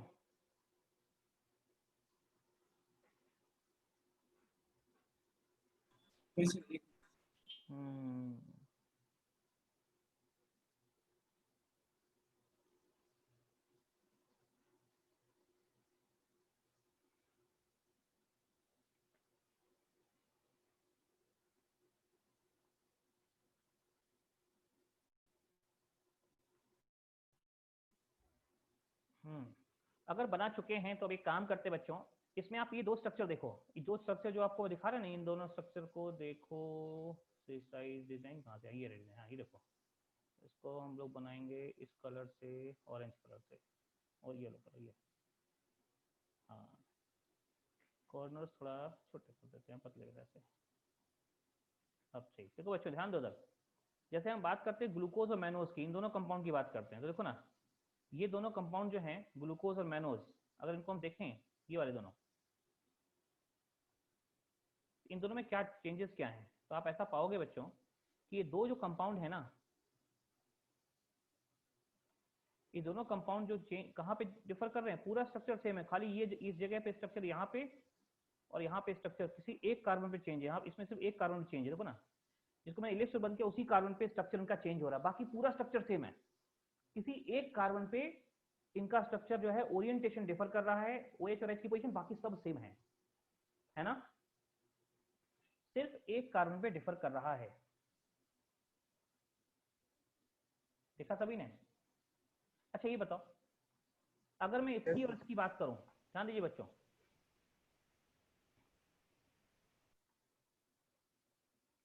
ये ग्लूकोज और इस गैलेक्टोज की बात करूं, इस गैलेक्टोज की, तो बताइए ग्लूकोज और गैलेक्टोज जो हैं, ग्लूकोज और गैलेक्टोज, हाँ ग्लूकोज और गैलेक्टोज को देखिए, क्या इनके स्ट्रक्चर कहीं पे डिफर कर रहे हैं? किस कार्बन डिफर कर रहे हैं? थर्ड कायरल पे। थर्ड पे कर रहे हैं ना? Sir third carbon sir invert है, ग्रीन वाले पे ना, ये वाला ये यस सर थर्ड, ये दिख रहा है ना, ये तो सेम है नहीं ये सेम है सर थर्ड पे डिफर कर रहा है। थर्ड पे सर, थर्ड पे। थर्ड नहीं, उसको चौथा बोलेंगे यार, तुम लोग थर्ड बोल दिए। IUPAC नंबरिंग करो ना, ओ अच्छा, हाँ हाँ सॉरी। यहाँ पे डिफर कर दी, एक इसमें ये और इसमें ये, इसमें यहाँ इन दोनों को छोड़ के बाकी पूरा स्ट्रक्चर सेम है ना? Yes sir. हाँ, तो ऐसे स्ट्रक्चर जिनमें, ऐसे कंपाउंड जिनमें ओरिएंटेशन सिर्फ एक कार्बन डिफर करता है, सिर्फ एक कार्बन पे, है ना, बाकी सब पे सेम होता है। अब वो अगर सेकंड IUPAC नंबरिंग के हिसाब से सेकंड कार्बन डिफर करेगा तो उनको एक नाम देंगे, थर्ड कार्बन डिफर करेगा तो उन्हें एक नाम देंगे। जैसे देखिए ना, ये दोनों, इन दोनों में किस कार्बन डिफर कर रहा है IUPAC नंबरिंग? कौन सा कार्बन? फर्स्ट और सेकंड, कौन सा कार्बन डिफर किया यहाँ पे? सेकंड। तो इनको नाम बच्चों, जो सिर्फ ऐसे कंपाउंड जिनका स्ट्रक्चर ओरिएंटेशन में सिर्फ एक कार्बन डिफर करता है, उनको नाम देते हैं एपीमर्स। तो ग्लूकोज और मैनोज ये एपीमर्स हैं, लेकिन कौन से कार्बन पे? C2, मतलब C2 एपीमर्स, नहीं सेकंड कार्बन के एपीमर्स है, सेकंड कार्बन डिफर कर रहा है। इसी प्रकार ग्लूकोज और गैलेक्टोज, ये भी एपीमर्स है, लेकिन कौन से कार्बन के? C4। दिख रही है भाई, इसका चौथा कार्बन ये, चौथा कार्बन यहाँ पे, इसमें चौथा कार्बन ये, IUPAC नंबर के हिसाब से ये C4 एपीमर्स है दोनों। तो एपीमर्स क्या होते हैं? एपीमर्स वो होते हैं जिनमें ऐसे कंपाउंड जिनका स्ट्रक्चर सिर्फ एक कार्बन डिफर करता है ना, उनको एपीमर्स बोलते हैं। ये डेफिनेशन सामने आ रही है, इसको नोट कर लीजिए, लिखिए।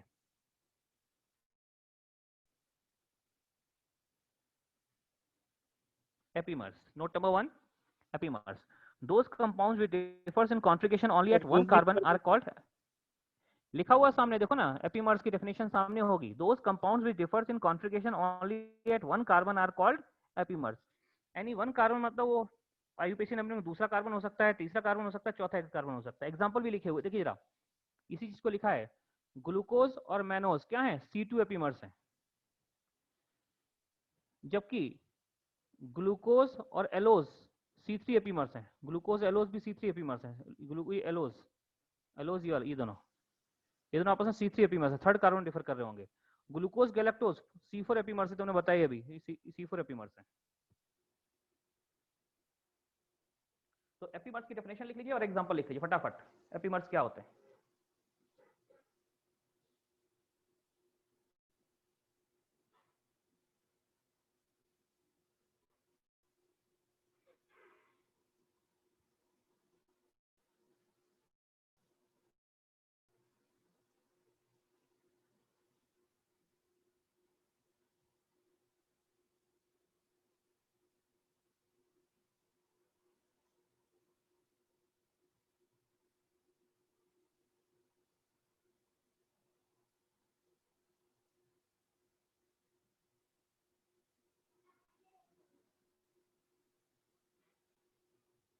बच्चों एपीमर्स लिख लेना, बताना, फिर हम बोर्ड पे आएंगे। एक डेफिनेशन और लिखेंगे, फिर बोर्ड पे आएंगे। Those compounds which differs in configuration only at one carbon are called epimers. For example, D-glucose and D-mannose are C2 epimers. D-glucose and D-allose are C3 epimers. Epimers किसी एक कार्बन पे configuration का differ करेगा, बाकी सब same होगा।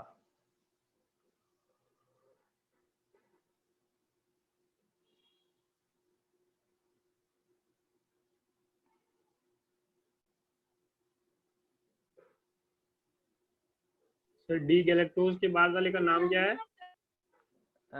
D galactose वाला D telos, telos, TALOS, telos.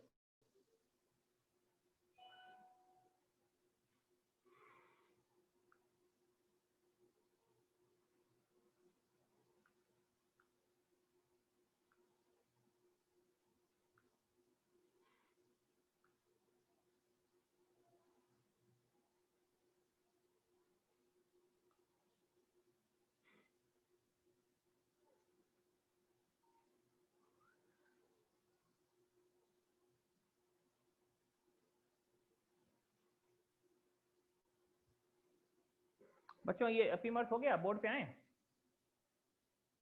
Yes sir. Yes sir. एक चीज और लिखनी है, मैं दिखा देता हूँ, अभी लिखना नहीं, इसको बाद में समझाएंगे। एक टर्म आएगा एनोमर्स, ये एनोमर्स करके आएगा एक टर्म, लेकिन अभी आप शायद समझ नहीं पाओगे, इससे मैं आपको बाद में समझाऊं तो लिख लेना, तब समझना इसको, ठीक है? एनोमर्स भी कुछ होते हैं, राइट? एनोमर्स क्या होते हैं आपको बताएंगे, अभी आप छोड़ दो इसको, खाली एनोमर्स एक वर्ड आएगा, ध्यान रखना, ठीक है?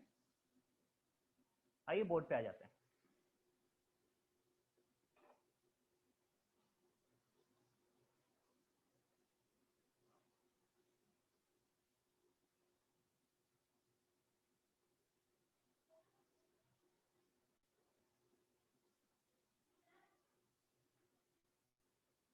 चलिए बच्चों, हम लोगों ने डी फैमिली पढ़ ली पूरी, और डी फैमिली में बहुत सारे एपिमर्स के बाद कुछ और बोले थे। मैं बोला था एपिमर्स के एनोमर्स लिखाना है, लेकिन लिखाए कुछ नहीं है, अभी लिखाएंगे, ठीक है? एनोमर्स वाला एक वर्ड माइंड में रखो, जैसे एनोमर्स भी कुछ होता है, एपिमर्स जैसा कुछ एनोमर्स और भी होता है, बट एनोमर्स के बारे में मैं अब इसको समझाऊंगा, उसके बाद एनोमर्स आप समझने लायक हो गए, अभी आप एनोमर्स समझोगे ही नहीं, ठीक है? आइए बच्चों एक काम करते हैं, मैं अब क्या करूंगा, 6 कार्बन में एक हमारा कंपाउंड आता है, कौन सा? ग्लूकोज। तो 6 कार्बन आखिरी देखिए जो हमने जहां पे स्टार्ट किया तो वो हेक्सोज था, हेक्सोज में 8 स्ट्रक्चर थे ना, याद करिए, एलोज, एल्टोज, ग्लूकोज, मैनोज, है ना, इन सबसे चलते थे, टोटल 8 स्ट्रक्चर आए थे, किसमें? हेक्सोज में। तो पहले हम देखते हैं हेक्सोज फैमिली को डिस्कस, एल्ड हेक्सोज को डिस्कस करेंगे। एल्ड हेक्सोज सबके सब एल्ड हेक्सोज थे, सब में फंक्शनल ग्रुप एल्डिहाइड था। हेडिंग डालिए। अब हम लोग डिस्कस करने जा रहे हैं एक कंपाउंड एल्ड हेक्सोज, इसके बाद डिस्कस करेंगे एल्ड कीटोज, आखिरी कंपाउंड जो हेक्सोज फैमिली है, लेकिन हम एल्ड हेक्सोज को डिस्कस करेंगे। एल्ड हेक्सोज क्या हो गया, ध्यान रखो बच्चों, ऐसे फंक्शन ग्रुप तो एल्डिहाइड होगा तो एल्ड हो गया, और टोटल 6 कार्बन है, 1 2 3 4 5, है ना, 1 2 3 4 5 6, और एल्ड हेक्सोज है तो एक पे तो क्या हो गया, पॉलीहाइड्रोक्सी कैसे बनेगा, एक में तो ये OH हो गया, एक में CH हो गया एक कार्बन में, बाकी सब पे OH होगा एक, ऐसा। बच्चों इसमें ये कायरल है, ये एल्ड हेक्सोज हो गया। एल्ड हेक्सोज मतलब एल्डिहाइड फंक्शनल ग्रुप है और 6 कार्बन है, ये पॉलीहाइड्रोक्सी एल्डिहाइड है, पॉलीहाइड्रोक्सी एल्डिहाइड है, कायरल एटम 4 है, 4 कायरल एटम हैं, तो कितने आइसोमर होने चाहिए, टोटल कायरल एटम कितने हो गए, कायरल एटम हो गए 4 जिन पे स्टार लगा है, और कायरल एटम कितने हो गए, टोटल ऑप्टिकल आइसोमर कितने होंगे, टोटल ऑप्टिकल आइसोमर बच्चे 2 की पावर n होता है, ये n की वैल्यू 4 है, तो 2 की पावर 4 कितने हो गए, 16 आइसोमर होंगे। 16 में से 8 तो आपने भी बनाए थे, जो आपको मैंने फोटो बनाई दिखाई थी स्क्रीन पे, उनमें एल्ड हेक्सोज में 8 थे, ये वाले, तो फिर से शेयर कर दो, देखिए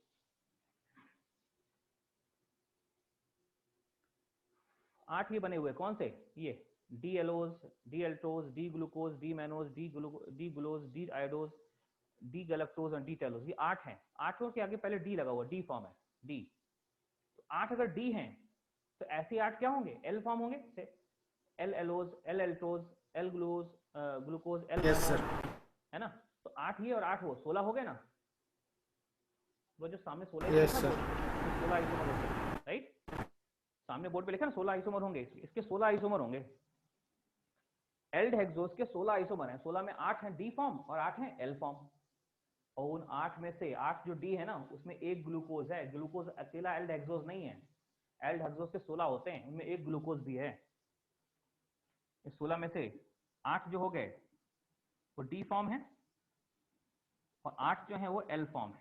डी फॉर्म हमने 8 जस्ट अभी बनाए थोड़ी देर पहले, और सब उन सब का एल, जितने आपने डी फॉर्म के नाम दिए उन 8 नाम और होंगे, 8 एल फॉर्म होंगे, राइट। और उसमें भी हमने एपीमर्स का वर्ड दिखाया, एपीमर्स क्या होता है। देखो अभी क्या है, देखिए एनोमर्स बाकी है, एपीमर्स समझा दिया, एनोमर्स बाकी है। एनोमर्स समझोगे कब, ऐसे देखो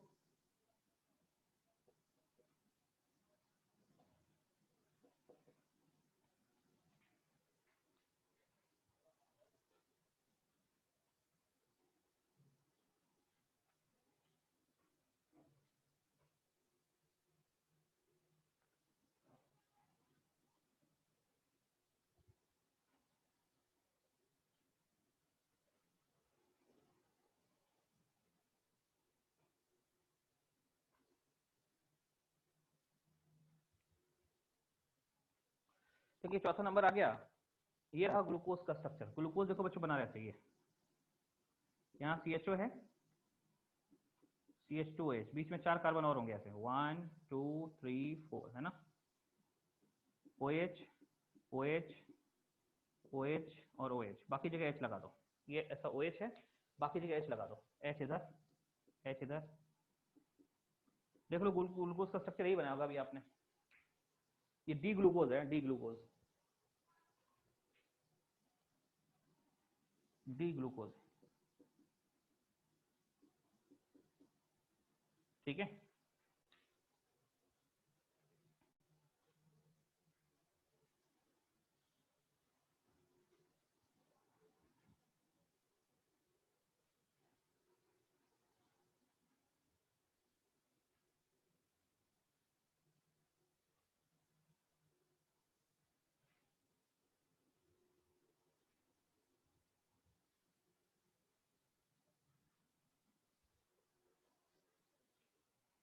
बच्चों एक बात बताओ, एक चीज आपने पढ़ी होगी कि एल्डिहाइड कीटोन है, इसकी रिएक्शन अल्कोहल से करा दो तो पहले क्या होगा, पहले हेमी बनेगा ऐसा OR और H, फिर यही एस्टिल में कन्वर्ट हो जाएगा। एक और अल्कोहल से रिएक्शन कराओगे तो ऐसा बन जाएगा, मतलब एसिटल और कीटल बनेगा, या हेमी एस्टिल, हेमी कीटल बनता है। ये अगर एल्डिहाइड था तो हेमी एस्टिल वो एसिटल, अगर ये कीटोन था तो ये हेमी कीटल वो कीटोन कीटल, ऐसे बनता है ना। ये तो पढ़ा होगा सभी ने। यानी अल्कोहल और एल्डिहाइड कीटोन की रिएक्शन हो जाती है। जब अल्कोहल एल्डिहाइड कीटोन की रिएक्शन हो जाती है तो ये देखो ग्लूकोज में तो वही मौजूद है, देखो ना बच्चों, ये तो अंदर ही अंदर मौजूद है। ये तो अंदर ही अंदर मौजूद है। इसका मतलब यहाँ जो अल्कोहल है, यहाँ जो अल्कोहल है OH और ये एल्डिहाइड अंदर ही अंदर रिएक्शन कर सकते हैं। यहाँ तो हमें मिलाना पड़ेगा एल्डिहाइड और अल्कोहल को, तब जाके हेमी एस्टर और एस्टर बनेगा, या हेमी कीटल और कीटल बनेगा। लेकिन यहाँ मिलाना ही नहीं, ऑलरेडी मौजूद है अल्कोहल एल्डिहाइड कीटोन मौजूद है और ये अल्कोहल मौजूद है। तो बताओ जरा, यहाँ पे अगर ऐसा है तो बच्चों कितने मेंबर रिंग बननी चाहिए? अगर भाई अगर अंदर ही अंदर रिएक्शन होगी क्या कहोगे, अंदर अंदर रिएक्शन होगी तो रिंग स्ट्रक्चर बनेगा। तो रिंग कितने मेंबर बनाना चाहोगे? 6। तो जान चुके 5 6 मेंबर मेंबर रिंग, बिल्कुल। ना यहाँ हेमी एस्टर 6 मेंबर बनेगा, 6 नहीं बन पाएगा तो 5 बनेगा। तो यहाँ हेमी एस्टर 6 मेंबर रिंग बनाना चाहेगा। 6 मेंबर रिंग ऐसे बनेगी, देखो ध्यान दो, 6 मेंबर रिंग बनेगी। ये वाला जो OH है, ये OH, ये एल्डिहाइड कीटोन ग्रुप रिएक्ट करेगा, ये वाला एल्डिहाइड ग्रुप, और ये वाला OH ये रिएक्ट करेगा, ये वाला नहीं, इसके नीचे वाला, सॉरी, 6 मेंबर रिंग इसके संग बनेगी।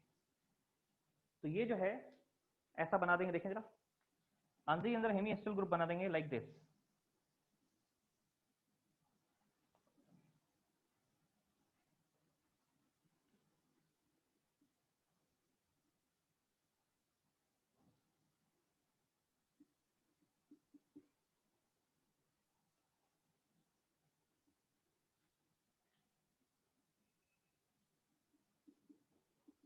नीचे समय CH2OH रहेगा ही रहेगा।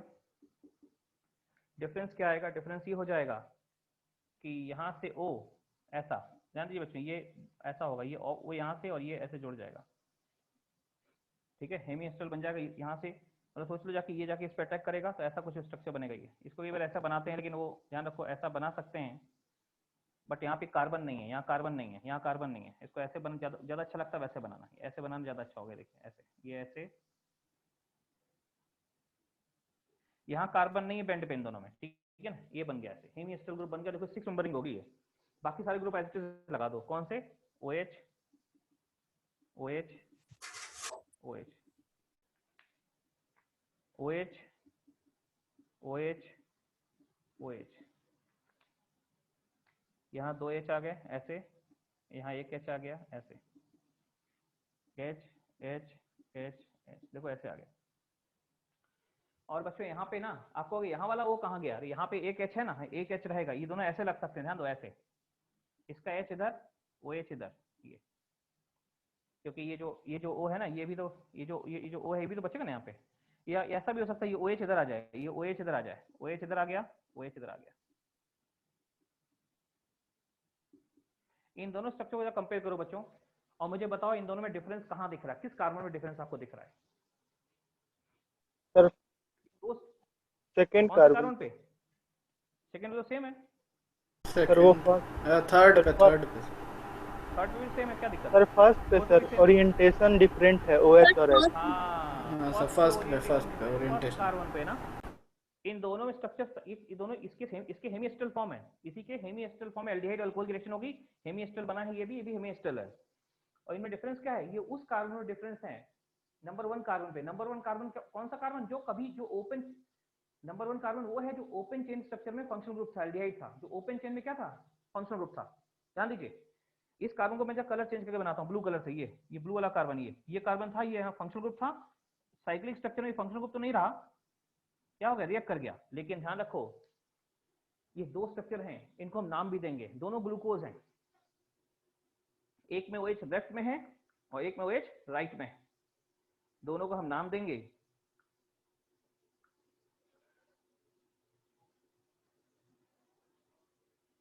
D और L ग्लूकोज। नहीं दोनों D है बेटा, दोनों D हैं। ये जो है ना, ये यहाँ देखो, यहाँ OH राइट में था ना, तो ये क्या है, ये हो गया D फॉर्म, यहाँ भी D फॉर्म है, लेकिन ये अल्फा D ग्लूकोज है, अल्फा D, अल्फा और ये बीटा, इतना वर्ड लगेगा। अल्फा D ग्लूकोज ये भी है और ये बीटा D ग्लूकोज है।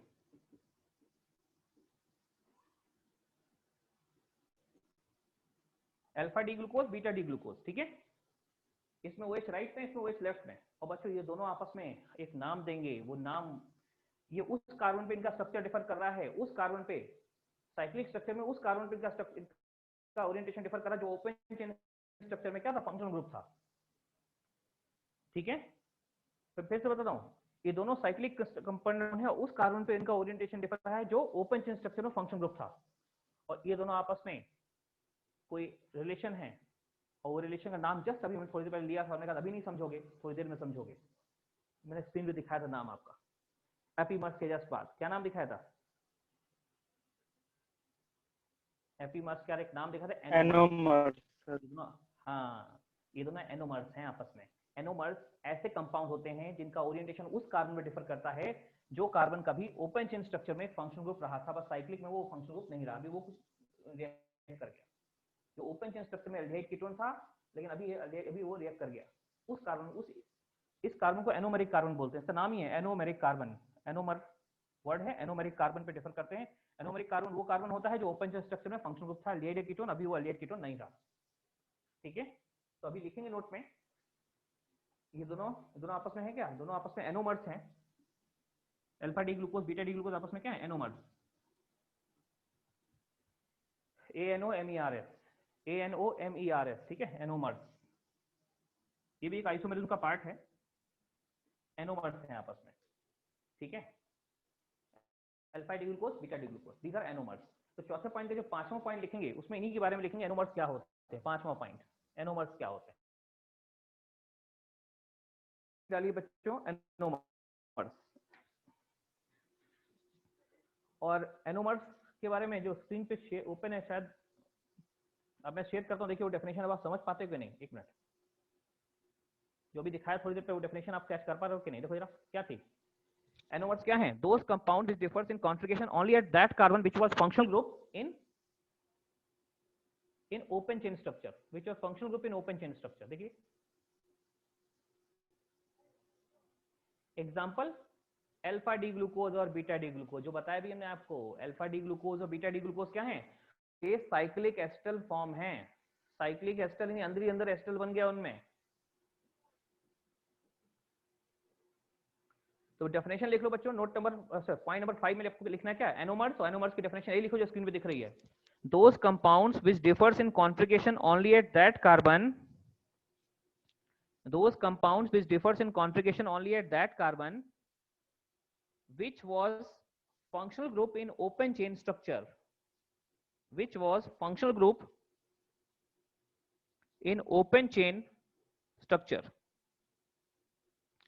which was functional group in open chain structure। और एग्जांपल में alpha D glucose, beta D glucose, उनके स्ट्रक्चर आपके सामने हैं।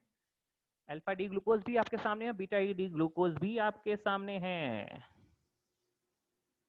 पहले एनोमर्स की डेफिनेशन लिख लो, और ये एनोमर्स यही नहीं कई जगह और भी आएंगे। सर इन ओपन चेन, इन open chain structure, open chain structure. ठीक है मित्रों,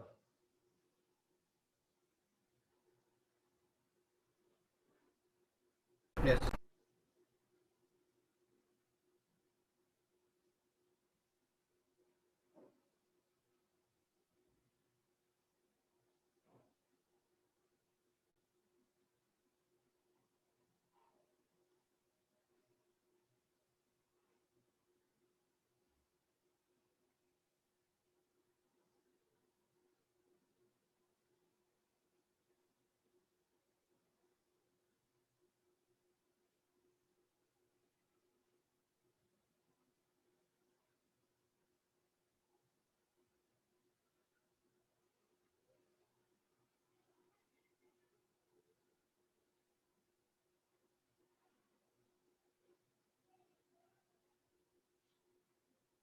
चलिए बच्चों, ग्लूकोज में हमने साथ ही साथ अल्फा डी ग्लूकोज और बीटा डी ग्लूकोज को हमने समझा। ठीक है, अब ये जो स्ट्रक्चर बना ना, इस स्ट्रक्चर को रिंग के फॉर्म में कैसे बनाते हैं। रिंग के फॉर्म में जो स्ट्रक्चर आता है बच्चों, उसको हम नाम देते हैं। पांचवा छठा पॉइंट जो हम लिखेंगे,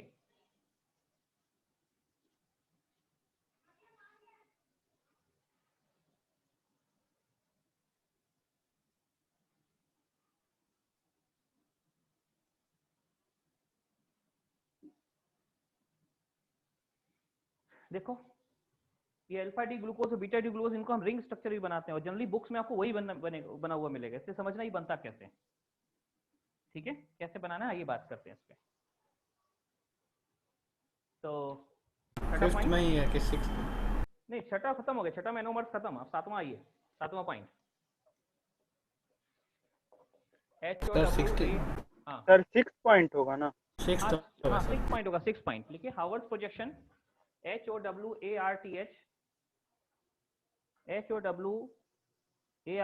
हावर्ड्स प्रोजेक्शन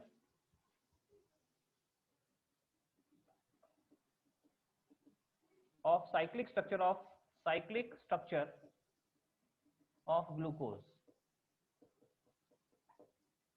बच्चों ये बनाते कैसे हैं अपन साइक्लिक स्ट्रक्चर? तो ऐसा कहते हैं, आप देखो इसमें 6 नंबर, ये कार्बन नहीं है, यहाँ कार्बन नहीं, यहाँ कार्बन नहीं है, ध्यान रखना। ये दोनों जगह में कार्बन नहीं है, यहाँ भी कार्बन नहीं है। करेंगे क्या? तो इनको कार्बन, देखिए रिंग का साइज 6 नंबर हो, कैसे 1 2 3 4 5 और छठा ये ऑक्सीजन। तो क्या करिए, इसको लिखने का तरीका क्या है, ध्यान दीजिए। लिखने का तरीका बच्चों हम बताएंगे, 3 इसके स्टेप्स हैं। स्टेप्स ए, स्टेप्स, पहला स्टेप, दूसरा स्टेप, तीसरा स्टेप। मैं यहाँ पे स्ट्रक्चर भी बनाता जाऊंगा। सबसे पहले स्टेप 1 क्या होता है, एक 6 मेंबर रिंग ड्रॉ करो। ठीक है, उसमें ऑक्सीजन टॉप पे रखो। देखो जैसे यहाँ 6 मेंबर रिंग ड्रॉ करेंगे, यहाँ पे 6 मेंबर रिंग ऐसे, ये 6 मेंबर रिंग ये रही, यहाँ भी 6 मेंबर रिंग ड्रॉ करने जा रहा है ऐसे, ये 6 मेंबर रिंग। और यहाँ ऑक्सीजन, यहाँ इस कॉर्नर पे ऑक्सीजन है, टॉप में ऑक्सीजन को रखेंगे ऐसे। ठीक है, तो सबसे पहला स्टेप है draw 6 member ring, 6 member ring with oxygen at top. Draw a 6 member ring with oxygen at top.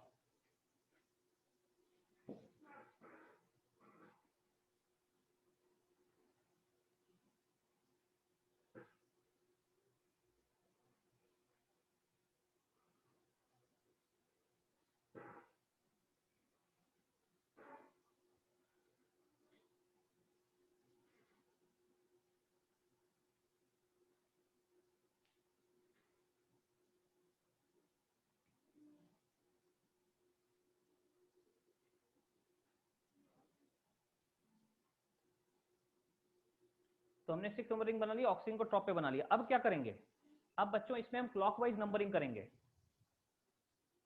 Oxygen के आगे से स्टार्ट करेंगे, क्लॉकवाइज नंबरिंग करेंगे, 1 2 3 4 5, 1 2 3 4 5। दूसरा पॉइंट लिखिए, पार्ट बी इसी का आप लिखिए, हम करके दिखाएंगे कैसे क्या होना है। पार्ट बी लिखिए, नंबर इन क्लॉकवाइज डायरेक्शन। ऐसे देखो, इसके आगे से 1 शुरू होगा, 1 2 3 4 5, 1 2 3 4 और 5। ये नंबरिंग होगी बच्चों। सबसे 6 नंबर रिंग ड्रॉ करो, उसमें ऊपर के कोने में ऑक्सीजन लगा दो, फिर नंबरिंग करो क्लॉकवाइज डायरेक्शन में। और अब क्या करो, इस स्ट्रक्चर में देखो, अभी स्ट्रक्चर से इसको ड्राइव कर रहे हैं ना, ऐसे कहते हैं इसमें, इसको सबसे आगे आपका ये बीच आपका हाथ ऐसे है, तो ये लेफ्ट वाले ग्रुप इधर हो गए, राइट वाले इधर हो गए, है ना। आप ऐसे खड़े हो गए तो ये ग्रुप इधर लेफ्ट में हो गए, ये राइट में हो गए। अब कैसे करेंगे, जो ग्रुप आपके लेफ्ट में है वो कैसे जाएंगे, और जो राइट में वो कहाँ लगेंगे। क्योंकि मैं अपने हाथ को मूव करूंगा, हाथ को ऐसे मूव कर ऐसे देखो, तो जो ग्रुप मेरे लेफ्ट में राइट में थे वो कहाँ चले गए, देखो लेफ्ट वाले इधर, राइट वाले। अगर मैं ऐसे कर दूं हॉरिजॉन्टल तो मेरे राइट वाले ग्रुप कहाँ चले गए, देखिए जरा, नीचे की ऊपर, नीचे, नीचे, और लेफ्ट वाले ऊपर। ऊपर। वही करना है कि जो ग्रुप राइट में है वो नीचे चले जाएंगे और जो लेफ्ट में है ऊपर चले जाएंगे। तो अब यहाँ पे ड्रॉ करेंगे ऐसे, इस तरीके से ऐसे ग्रुप बनाएंगे। ये ग्रुप ऐसे लगेंगे, ऐसे लगेगा, यहाँ पे ग्रुप लगेगा, यहाँ ग्रुप लगेगा, यहाँ ग्रुप लगेगा, यहाँ ग्रुप लगेगा। अब इसमें नीचे रिंग में नीचे और ऊपर 2 पोजीशन है। नीचे में कौन से ग्रुप लगेंगे, जो ग्रुप नीचे हैं, जो ग्रुप लेफ्ट में है वो ऊपर होंगे, जो राइट में है वो नीचे होंगे।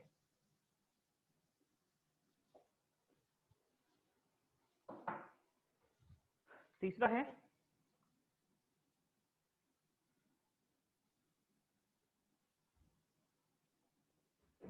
Group on left hand side, sorry right hand side वाले बिलो हो जाएंगे, राइट हैंड साइड में वाले नीचे चले जाएंगे, लेफ्ट हैंड साइड वाले ऊपर आ जाएंगे। राइट हैंड साइड में जो है वो below the plane, below the plane, और ये above the plane, below the plane and above the plane.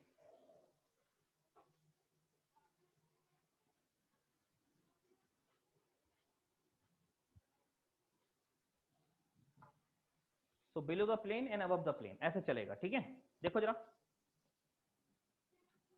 जो इधर इसको देखिए, इसमें क्या है, नंबरिंग करिए अगर 1 2 3 4 5, तो यहाँ पे भी नंबरिंग 1 2 3 4 5। देखो 1 पे क्या है, 1 पे लेफ्ट वाला ग्रुप ये नीचे आएगा, ये नीचे, ये नीचे, ये नीचे, ये नीचे। तो देखो 1 वाला नीचे, OH नीचे, 2 में OH नीचे, 3 में H नीचे, 4 में OH नीचे, और जो 5 है, 5 में ये CH2H पूरा ऊपर जाएगा, ये CH2H ऊपर जाएगा, ऐसा CH2H 5 वाला। तो ऐसे इधर देखो, यहाँ पे इसमें लेफ्ट में कौन कौन से ग्रुप हैं, लेफ्ट में ये H है, H नंबर 1 पे H है, नंबर 2 पे OH है, नंबर 3 पे फिर H है, नंबर 4 पे फिर OH है, और नंबर 5 पे CH2H। रिंग वहीं शुरू होती है, CH2H ऊपर हो जाएगा, ये देखिए। ऐसे करिए, रिमेनिंग ग्रुप उसके बाद लगा दीजिए। रिमेनिंग ग्रुप क्या बचे, यहाँ पे ये OH है तो यहाँ H बचा होगा, यहाँ H बचा होगा, यहाँ पे OH बचा होगा, यहाँ पे H बचा होगा, यहाँ पे भी H बचा है, सेम इज हियर।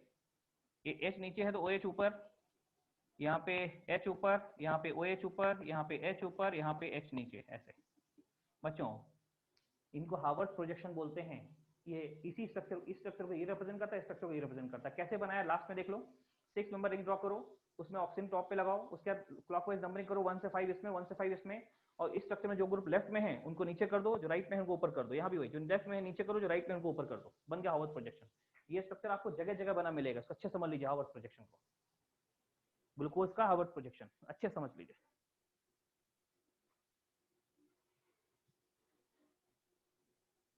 ये स्ट्रक्चर ड्रॉ करने की थोड़ी प्रैक्टिस करेगा, 3-4 बार ड्रॉ करेगा, याद हो जाएंगे स्ट्रक्चर। सर एक बार फिर से बता दीजिएगा ना। कौन सा लास्ट पार्ट? हाँ सर, वो मतलब अबव द प्लेन और बिलो द प्लेन कैसे? आप अपना हाथ ऐसे रखो, ऐसे खड़े हो, अपना हाथ ऐसे रखो, आपके एस्पेक्ट में इधर ग्रुप लेफ्ट में, राइट में। जब आपका हाथ बेंड करेगा तो इधर बेंड करना मुश्किल, हाथ इधर बेंड करेगा ऐसे। तो जब आपका हाथ ऐसे बेंड करे, जो ग्रुप लेफ्ट में है वो सब नीचे हो जाएंगे ऐसे। जो ग्रुप लेफ्ट में दिख रहे हैं ऐसे, वो सब नीचे हो जाएंगे बिलो द प्लेन, और जो राइट में दिख रहा है वो अबव द प्लेन, इसमें भी और इसमें भी।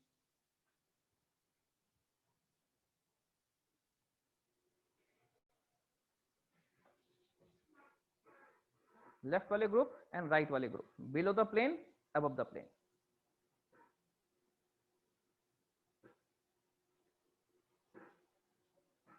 सर इस पे 2-3 क्वेश्चन बता दीजिएगा ना, प्रैक्टिस कर लेंगे सर अरे घर पे। प्रैक्टिस अलग से कराएंगे, पहले समझ तो लो, ये स्ट्रक्चर तो समझ लो क्या होते हैं। स्ट्रक्चर की नॉलेज ही नहीं हो, क्वेश्चन पे कैसे जाएंगे? थोड़ा रुको ना, बताएंगे सब चीजें, हर चीज आपको बताएंगे। जब मेरे कराने के बाद आपको इसमें कुछ पढ़ने की जरूरत नहीं रह जाएगी, सारे क्वेश्चन ही करना है इसके। जैसे आपने अमीनो एसिड में किए होंगे क्वेश्चन, और मैं वहां से अमीनो एसिड क्वेश्चन बनेंगे आज से।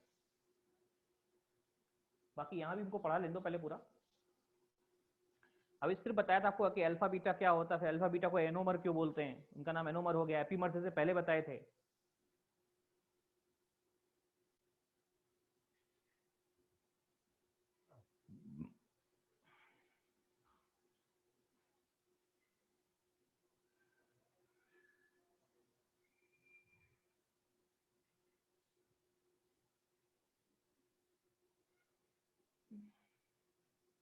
हो गया बच्चों, स्ट्रक्चर बना दोनों।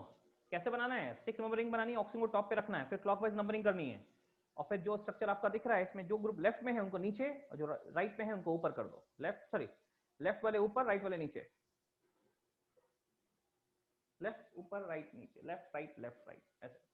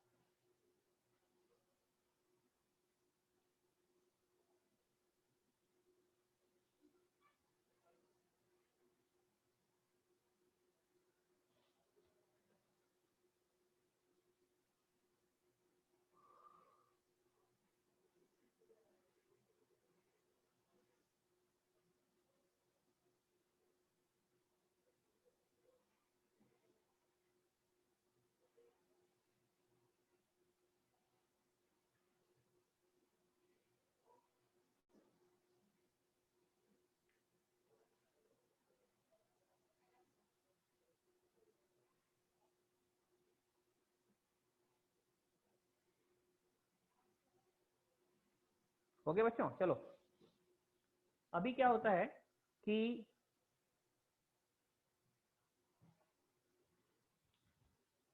देखो बच्चों, इस स्ट्रक्चर को नाम देते हैं। ये स्ट्रक्चर किसी रिंग से मिलता जुलता, किससे मिलता जुलता वो बताएंगे आपको अगले पॉइंट में। ये स्ट्रक्चर हटा रहे हैं यहाँ से, alpha D glucose, beta D glucose. ये सिर्फ, और देखो अल्फा बीटा में देखना, ये भी अल्फा डी ग्लूकोज का स्ट्रक्चर, ये बीटा डी ग्लूकोज है। दोनों फर्स्ट कार्बन में OH नीचे, यहाँ OH ऊपर, बाकी सारा स्ट्रक्चर सेम है। सिर्फ फर्स्ट कार्बन पे ही, एनोमेरिक कार्बन पे ही इनका स्ट्रक्चर डिफर कर रहा है। सिर्फ फर्स्ट कार्बन, एनोमेरिक कार्बन पे ही इनका स्ट्रक्चर डिफर कर रहा है।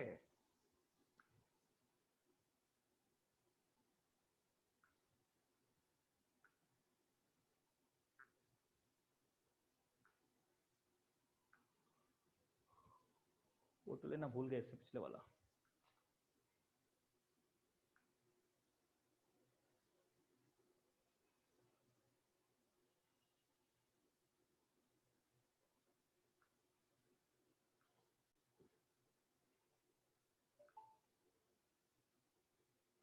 चलो बच्चों, ABC हटा रहे हैं यहाँ से, अगला पॉइंट लिखेंगे, ठीक है? इसी में पॉइंट नंबर कौन सा?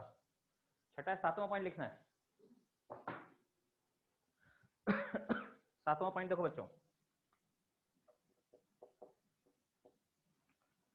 देखो ये है ना, ये जो स्ट्रक्चर है बच्चों, इसको 2 रिंग, 6 नंबर रिंग है, यहाँ पे एक O लगा हुआ है, इसको बोलते हैं पाइरन। और फ्यूरन तो आप जानते ही ना, फ्यूरन ये होता है, ये 5 मेंबर रिंग ऐसे ही, ये फ्यूरन,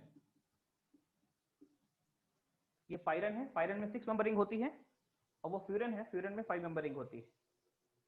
आप इतना देख के बता दीजिए बस कि आपका जो स्ट्रक्चर ग्लूकोज का है वो किससे मिलता जुलता है। इसका जो बैकबोन है इसके जैसा है या इसका बैकबोन इसके जैसा है? बैकबोन मतलब बेसिक स्ट्रक्चर पायरन जैसा है ना, पायरन जैसा। हाँ। एक्चुअली क्या, इसमें हाइड्रोजन हटा दो ना, यहाँ पे हाइड्रोजन हटा दो तो जो डबल बॉन्ड हटा दो, डबल बॉन्ड हटा दो तो दोनों एक जैसा लगना शुरू हो जाएगा, एक ऑक्सीजन बाकी 5 कार्बन है ना, यहाँ भी एक ऑक्सीजन बाकी 5 कार्बन, सेम वैसे ही स्ट्रक्चर बनेगा। तो ग्लूकोज के दोनों स्ट्रक्चर किससे मिलते जुलते हैं? पायरन से, बिकॉज पायरन से मिलने से दोनों स्ट्रक्चर को बोलते हैं पायरेनोज स्ट्रक्चर, पायरेनोज। तो लिखिए पहले स्ट्रक्चर बना लीजिए पार्ट ए में, 7th का ए और 7th का बी में लिखिए।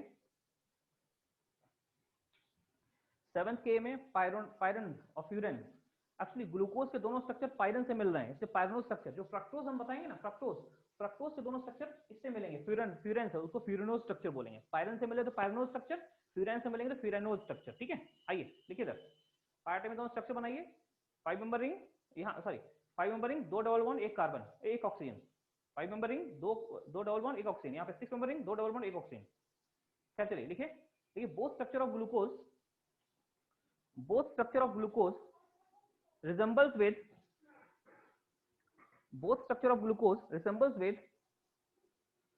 pyran, pyran, pyran. Hence they are known as pyranose structure, pyranose structure. Hence they are known as pyranose structure.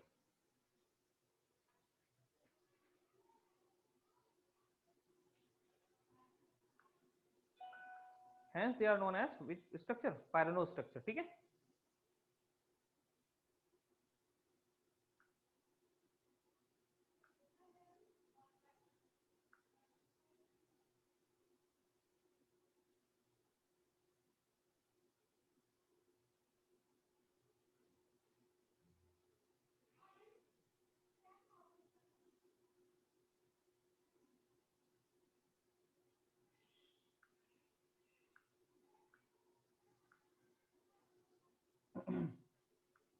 तो पायरनोज स्ट्रक्चर क्या होता है? जो पायरन से मिलता जुलता हो, जो ग्लूकोज का है। और फ्यूरेनोज स्ट्रक्चर क्या होगा? जो फ्यूरन से मिलता होगा, जो फ्रक्टोज का होगा। आगे पढ़ेंगे, अभी नहीं पढ़ा फ्रक्टोज का स्ट्रक्चर, आगे पढ़ेंगे। आगे हो सकता है बच्चों मैं एक वीडियो बनाऊं आज रात में, कंप्लीट जो रिमेनिंग पार्ट उसको कंप्लीट करने के लिए, है ना, और वो आपको भेजूं, हो सकता है, नॉट श्योर। दूसरे बैच को क्या बोले? मतलब सर दूसरे बैच का क्लास लीजिएगा? नहीं, दूसरे बैच का क्लास नहीं लेंगे, ऐसे ही रात में बनाएंगे आराम से। रात में कोई क्लास लेने का टाइम थोड़ी होता है, घर में भी लोग रहते हैं ना आपके, ऐसा थोड़ी। सर हम लोग को भी बता दीजिएगा। सर कितना बजे से बनाइएगा सर, बोल दीजिए ना, लाइव ही क्लास कर लेंगे, कोई दिक्कत नहीं है। अच्छा चलो, 10 ग्रुप में बजे डाल के देंगे बाद अगर बनाएंगे। आई एम नॉट श्योर, अभी आज का बहुत एंगेजमेंट है, बता नहीं सकते। एक्चुअली कल रिजल्ट आया ना, कल से रिजल्ट में बहुत सारा काम हो गया था। ठीक है, तो बहुत काम है उसका, रिजल्ट का भी रहता है। रिजल्ट में खाली रिजल्ट ही नहीं होता है, जिन बच्चों को लास्ट में पढ़ाया था, ठीक है, उनने बहुत बच्चों ने रिजल्ट दिया है, तो बार बार फोन करते हैं, उनका रिजल्ट फिर अपने आपको पता ही रहता है कि उसमें थोड़ा छापना, फिर लंबा काम होता है ना। यस सर, कांग्रेचुलेशंस आप लोग। धन्यवाद। रांची में पोस्टर लगाइएगा ना सर, रांची में पोस्टर लगाइएगा ना सर। तो ठीक है, आगे लगा दीजिएगा। आप रैंक दीजिए तो अगले साल लगाएंगे सर।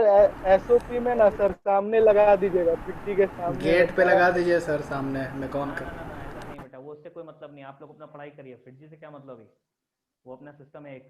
ठीक है, चलिए अभी पढ़ाई करते हैं हम लोग। 10 समय नहीं बचा, समय निकल जाएगा, 2 मिनट रुको। हाँ, अभी क्या बताने जा रहे थे बच्चों हम लोग? अब पॉइंट बताएंगे अपना। नेक्स्ट पॉइंट जो होगा, पॉइंट नंबर 8 देखिए, optical rotation, optical specific rotation.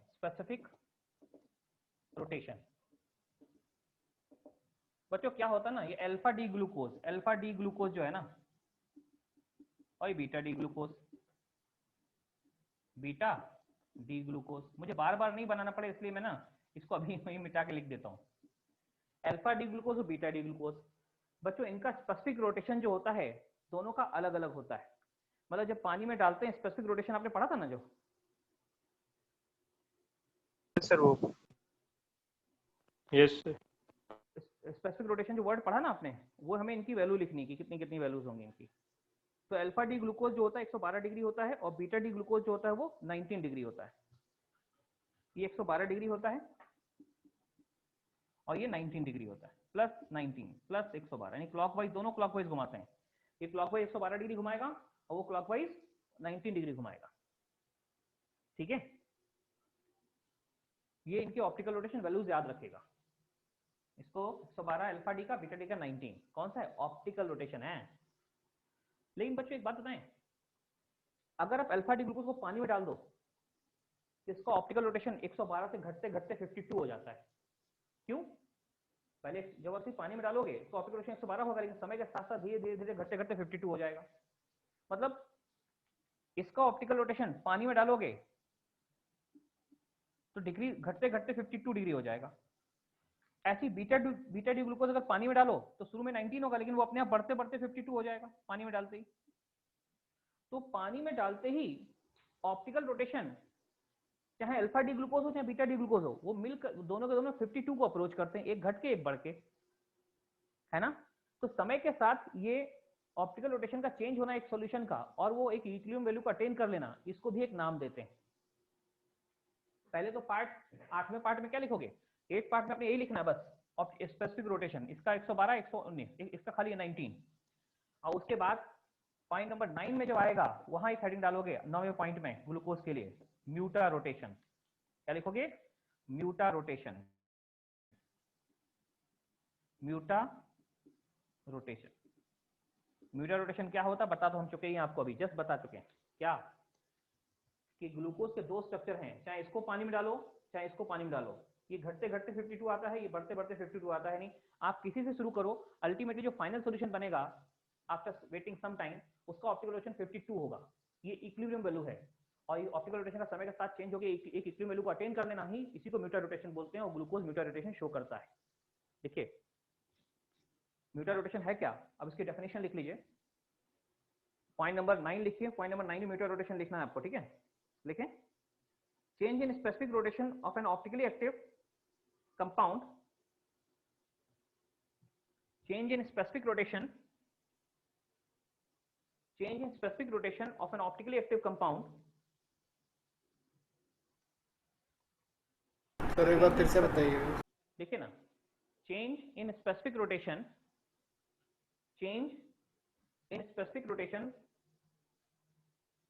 of an optically active compound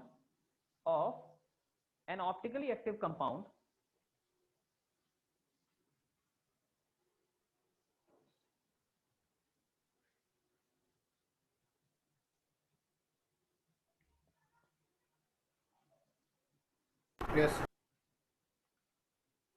हाँ, आई रिपीट वंस अगेन, लिखिए फिर से एक बार रिपीट कर देता हूँ। Change in optical rotation of N optically active compound in a solution with respect to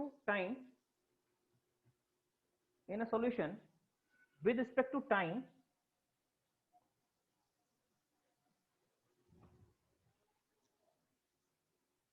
to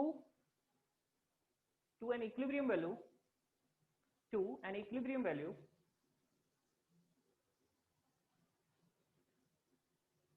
is known as म्यूटा rotation.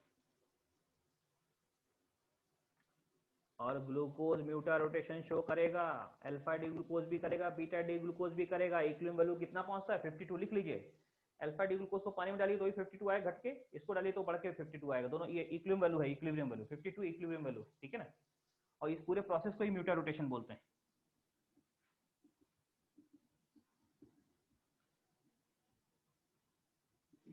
ये equilibrium value है, प्रोसेस को ही हम लोग रोटेशन नाम देते हैं, ठीक है।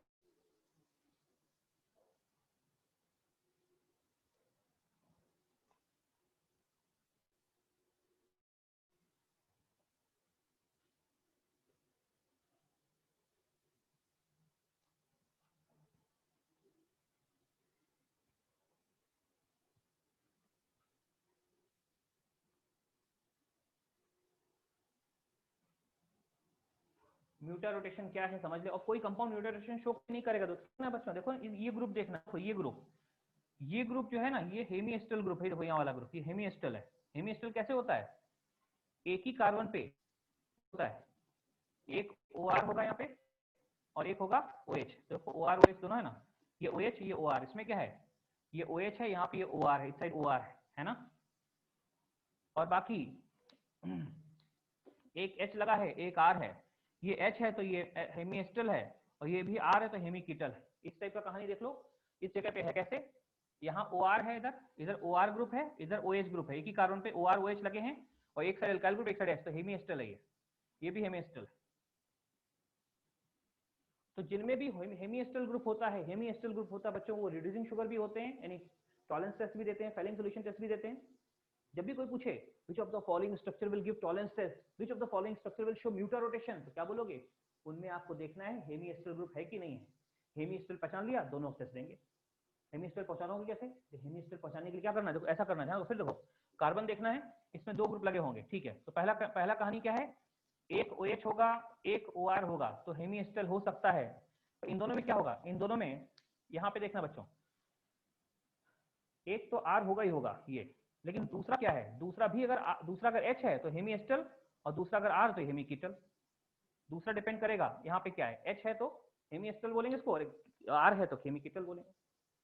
तो हेमीएस्टल अगर हुआ, अगर हेमीएस्टल हुआ तो हेमीएस्टल अगर है तो वो म्यूटा रोटेशन शो करेगा, वो रिड्यूसिंग शुगर होगा, ठीक है। तो लिखें म्यूटा रोटेशन में आगे लिखे बच्चों एक पॉइंट बढ़ा के लिखें, compound having hemiacetal group, compound having hemiacetal group will show muta rotation. Compound having hemiacetal group will show muta rotation.